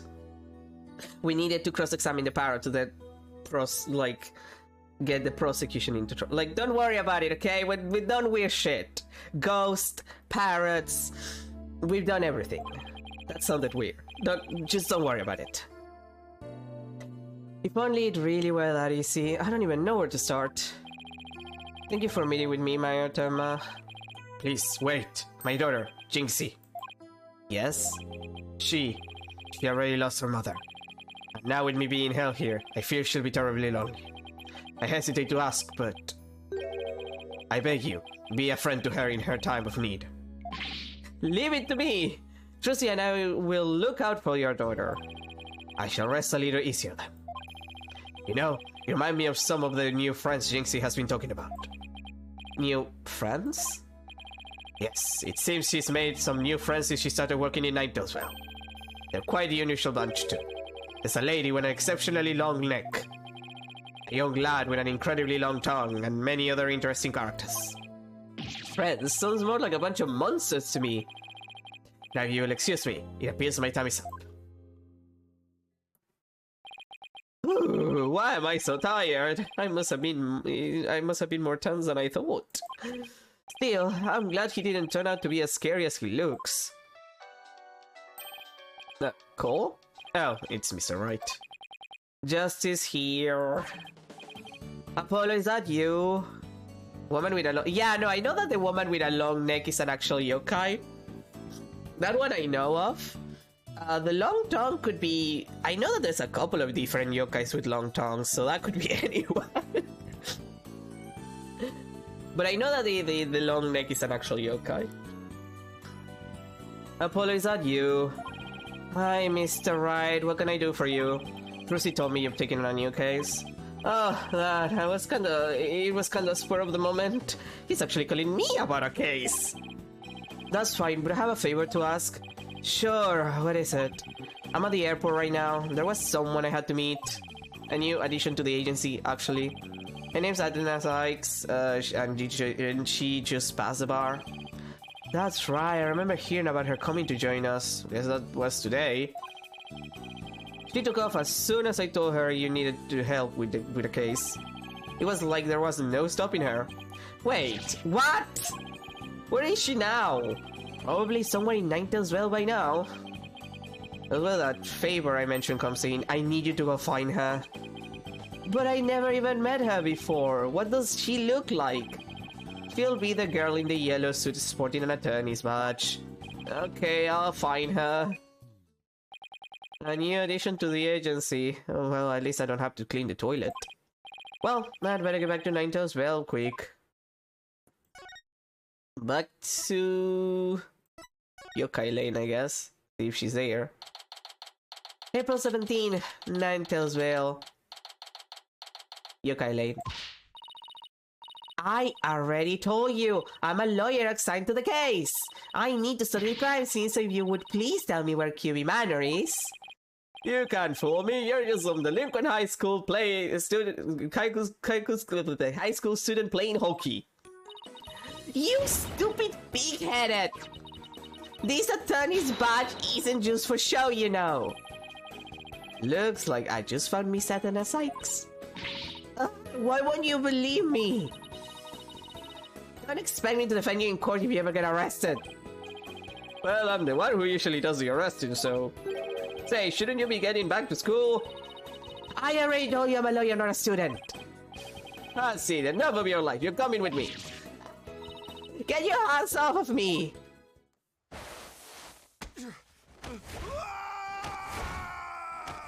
Ooh. What the? Well, that happened.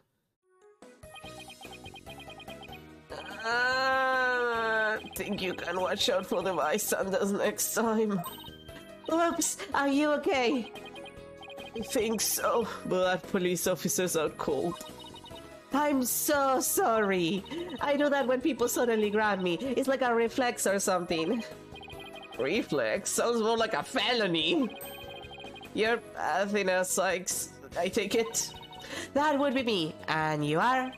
I'm Apollo Justice. I work at the Right Anything Agency. I think you broke my spine. I can't feel my liver. The Right Anything Agency. What a fishy sounding name. It's a long story, but it is a law office among other things. Didn't Mr. Wright explain it to you? Oh, right, that right. So then you must be... What have you been? I've been looking all over for you. I could say the same thing to you. Well, here I am. Now, how about telling me a little bit about yourself? Mr. Wright didn't really tell me much, as always. Ah, of course. Feel free to ask away. Well, sure. So, Athena, I hear you just passed the bar? That's right, and here's my shiny new badge to prove it. Isn't it beautiful? Oh, so you must be a bit younger than me. A bit more than you might think, in fact. I'm only 18. 18? How in the world did you become a lawyer at that age? I skipped a few grades while I was an exchange student in Europe. And I got my license to practice law while I was over there. All I can say is, well, she must be a genius or something. I also studied analytical psychology. Thought it might help me be a better lawyer. Psychology helps her be a better lawyer. How exactly does that work? I don't know, Apollo. How does it work that in the United States you don't have a career to be a lawyer? You just learn something else and then you just have to pass the bar exam and then let you be a lawyer? Which is apparently an actual thing. That makes no fucking sense.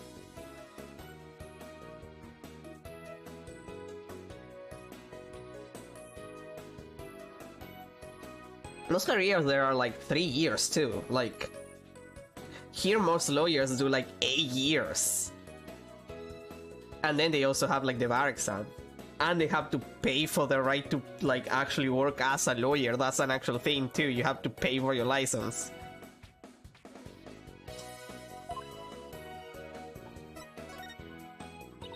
So, tell me about our client. What are they like? Oh, right, you haven't met him yet. Well, terrifying.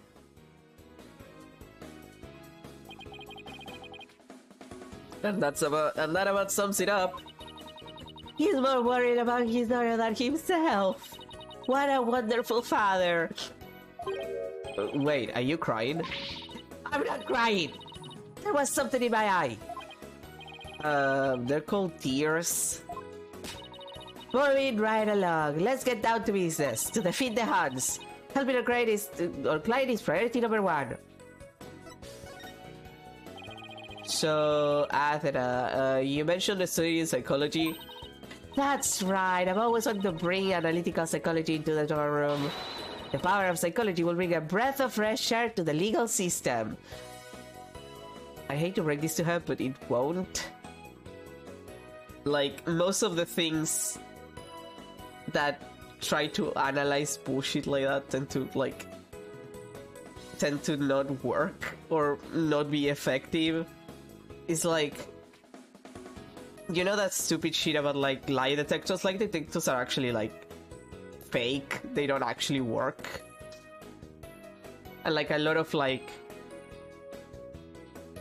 analyzing someone's right, like you can figure out if someone like wrote something if you analyze someone's writer, but you can get like, you don't usually get the whole reading a personality or stuff out of someone's, that like the way they write is kind of fake science. A lot of it is fake science. Oh really? So how do you plan on using it to defend our client? Well, for example, I can try to listen in on our witness in her voice and then analyze the psychological state with the help of my trusty partner Widget. Widget? This device around my neck here. Say hi, Widget. Hi, Widget. It talks? Wow, you need a volume knob. Anyway, the little guy will sometimes say what I'm feeling. Quit. Don't worry, you'll get used to it. No, that I seriously doubt. Oh, I almost forgot. I have something you might be interested in. I got it on my way here. Think it might have something to do with our case? A special edition covering our case? That was quick. That's the whole point of special editions, isn't it?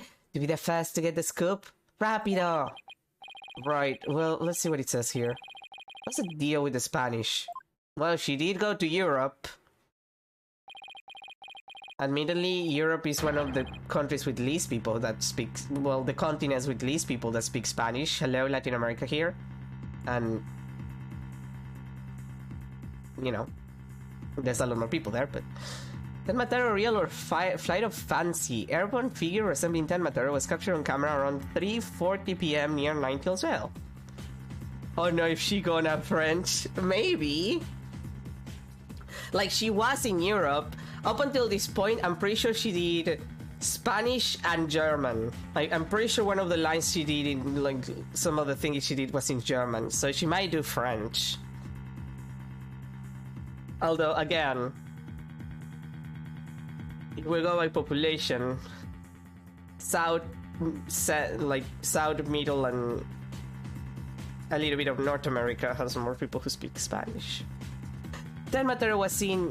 what? He was seen flying throughout the sky? Yeah, somebody happened to snap that photo near Ninetales Vale. The article goes on to say it might be connected to our case. Apparently, that photo was shot right after the murder occurred. Well, there are black feathers and strange tracks at the crime scene. I'm not surprised the locals think a yokai was involved. Wait a second, yokai as in one of those Japanese monsters? My god! You don't actually think it was supernatural murder, do you? Girlie, you don't need to bring the German. No, of course not. Now German, why not play it all English?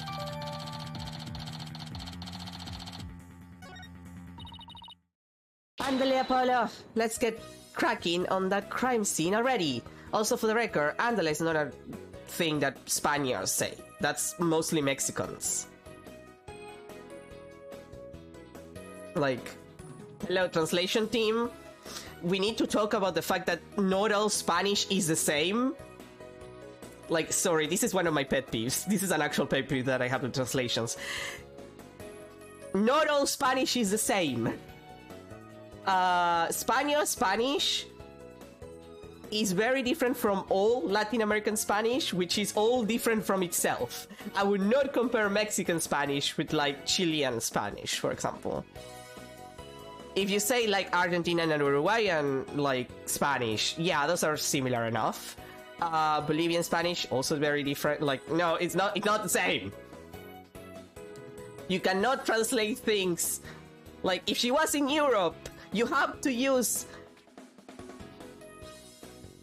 Spanish. You cannot substitute it with Mexican, okay? I'm pretty sure andale is primarily Mexican, as like, used like that. Like, it's a pet peeve of mine. It's one of those things. It's like, if you're gonna differentiate between, like, UK English and, like, Yank English, then you should show Spanish about the same amount of respect. I'm sorry. That's just how it is. It's like trying to compare, like, Portugal Portuguese and Brazilian Portuguese. Nowhere near the same. Well, it's similar, you know? Like, Portugal went and did the colonialism on Brazil, but it's different, okay? It's different. It's important. The differences are important. April 17, QB Manor. Oh yeah. You hear that? It sounds like a TV or something. Oh, look! There's a TV in that little room in the corner. In other news, the mysterious masked wrestler, the Amazing Ninetales, has been confirmed missing according to sources close to the wrestler. It appears he disappeared sometime after the special event held in Ninetales Vale today. He also failed to appear at the match today, where he was scheduled to defend his title. Local radio says his disappearance may be connected with Tenmataro's recent escape. Wait, why are you asking if she's gonna French? Didn't you play this? Or, wait, you played in French? And that's why you didn't register it? So that wrestler's got missing. Hey, you two! You don't belong in here! Eek! Don't worry, there's nothing to speak. I don't remember. Okay, fair. Like, I was just curious because, like, wouldn't you remember? But it's fair if you don't remember. What about their horns of yours? They look mighty suspicious if you ask me. Horns? That's my hair! Anyway, we're lawyers and we're here too. You them lawyers come to defend Mayor Tenma, yeah? Should have record what with that expensive looking bracelet you got there. The name's Phineas Filch. I'm the caretaker here, pleased to meet ya. Same here? Whoa, talk about a quick change of heart. So tell me, demon lawyer. Bet you use the money horns of yours to scare the bejeebers out of weaknesses, huh? Come here. You little horn demon, you. Ouch! These horns, I mean, my hair isn't meant to threaten anyone. They ain't. Seems a mighty waste of perfectly good horns, if you ask me. Then again, ain't none of my business, though. That was fast. Guess he's done with me. Well, I'd best get back to work. Hold it! Halt! Stop right there! Huh? Me? Apollo, your bracelet's gone! Oh. Don't worry, Mr. Lawyer. I'll check the lost and found later. You're wearing it right now. That's from me mom. Return the bracelet from me mom for me. Now. Somehow, I don't think that will be necessary. Just check your wrist right now. Ah! The cat's out of the bag! It was barely in the bag in the first place! That was a pretty pathetic attempt. Sorry, I'm so sorry. Just gonna control myself. Please forgive me. I'm begging ya. Sheesh, I almost feel sorry for him now. Do not. What should we do about him, Apollo? Well, I got my bracelet back and he seems sorry enough, so... No, Apollo, you need to say no. I knew you'd understand, Mr. Lawyer, so you obviously got a big heart. As big as the one cash in your wallet, I hope. You leave my wallet out of this. Oh! Hey, didn't you just finish apologizing for stealing from us? Run away! Head for the hills! Get back here, you! Talk about a quick escape. Looks like he dropped a few things. Looks like a pair of diagrams. This one's of the crime scene, and here's one of the foyer. And he left his shoes behind, too. The guy's the living definition of a bumbling thief. Let's hang on to his shoes. We can give them back next time we see him. So diagrams, I say we keep them. They look like something the police might draw. I wonder where the caretaker got them.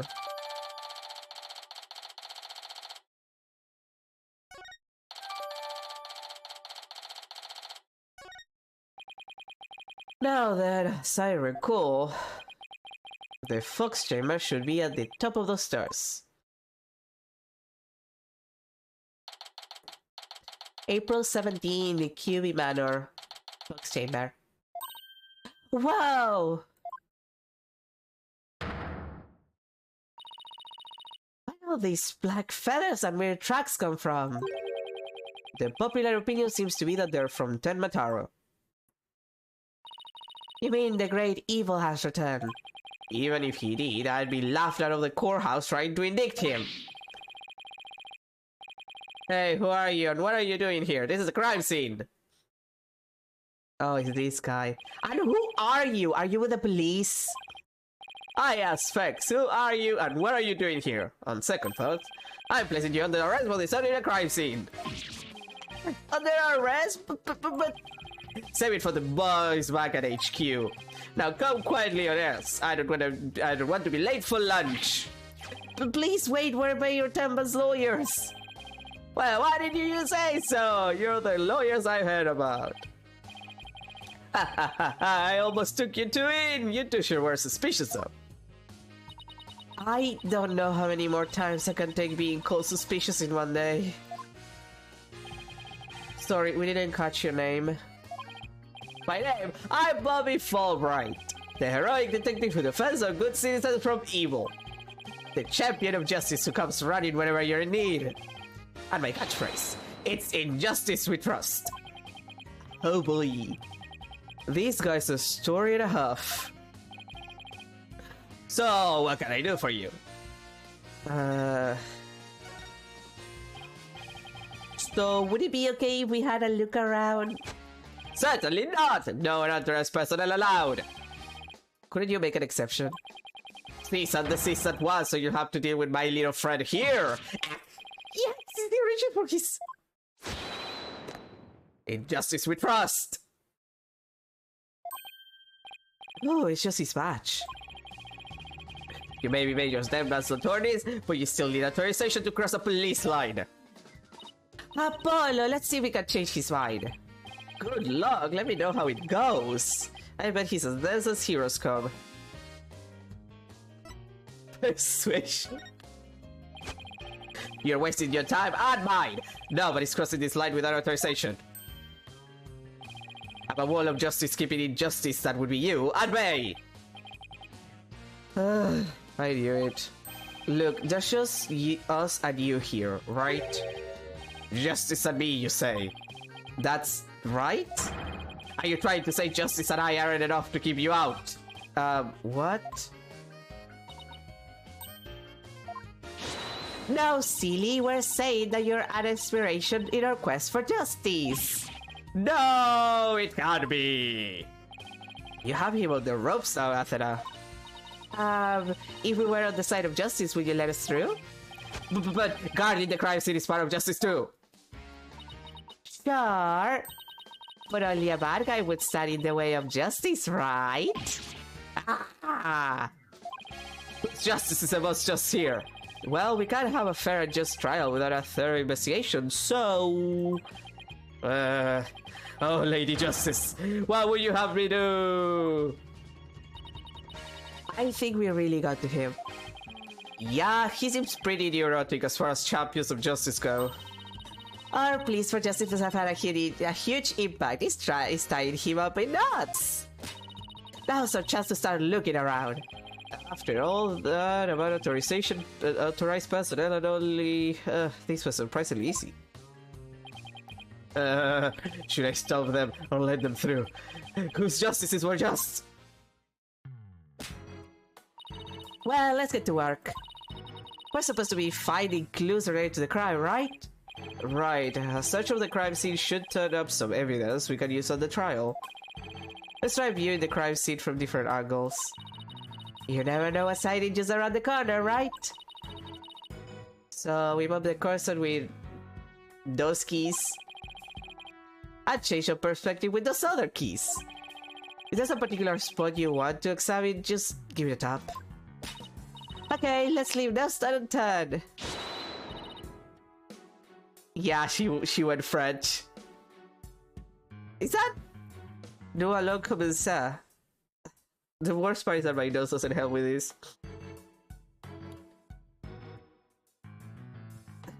Anyway, let's get started. I can't believe she Frenched. But we're gonna leave it for today. Because we're at time. Thank you for Frenching, Atana. We love you. Wait, did it actually save? I'm just gonna save it again, just in case. Anyway, that's gonna be everything for today. Thank you, Athena, for giving us one little Frenching before we finish the stream. And we're continuing tomorrow well, yes, it's morning for me, but we're continuing tomorrow. So anyway, thank you everybody for being here. More Dual Destinies tomorrow. We'll continue investigating. Probably, I don't know if we're gonna finish the trial. I don't know how long the trials are in this game. Like, on average. I know that there's a couple of DLC cases. This game is probably gonna be long. But we'll see about that. And really, that's about it. We'll see what we play on Sunday. But for now, tomorrow we continue this. So again, thank you for being here. Have a good rest of your day. Have a good start to your weekend. And, well, yeah, end to the week, a start to the weekend. And I'll see you tomorrow for more Ace Attorney Dual Destinies.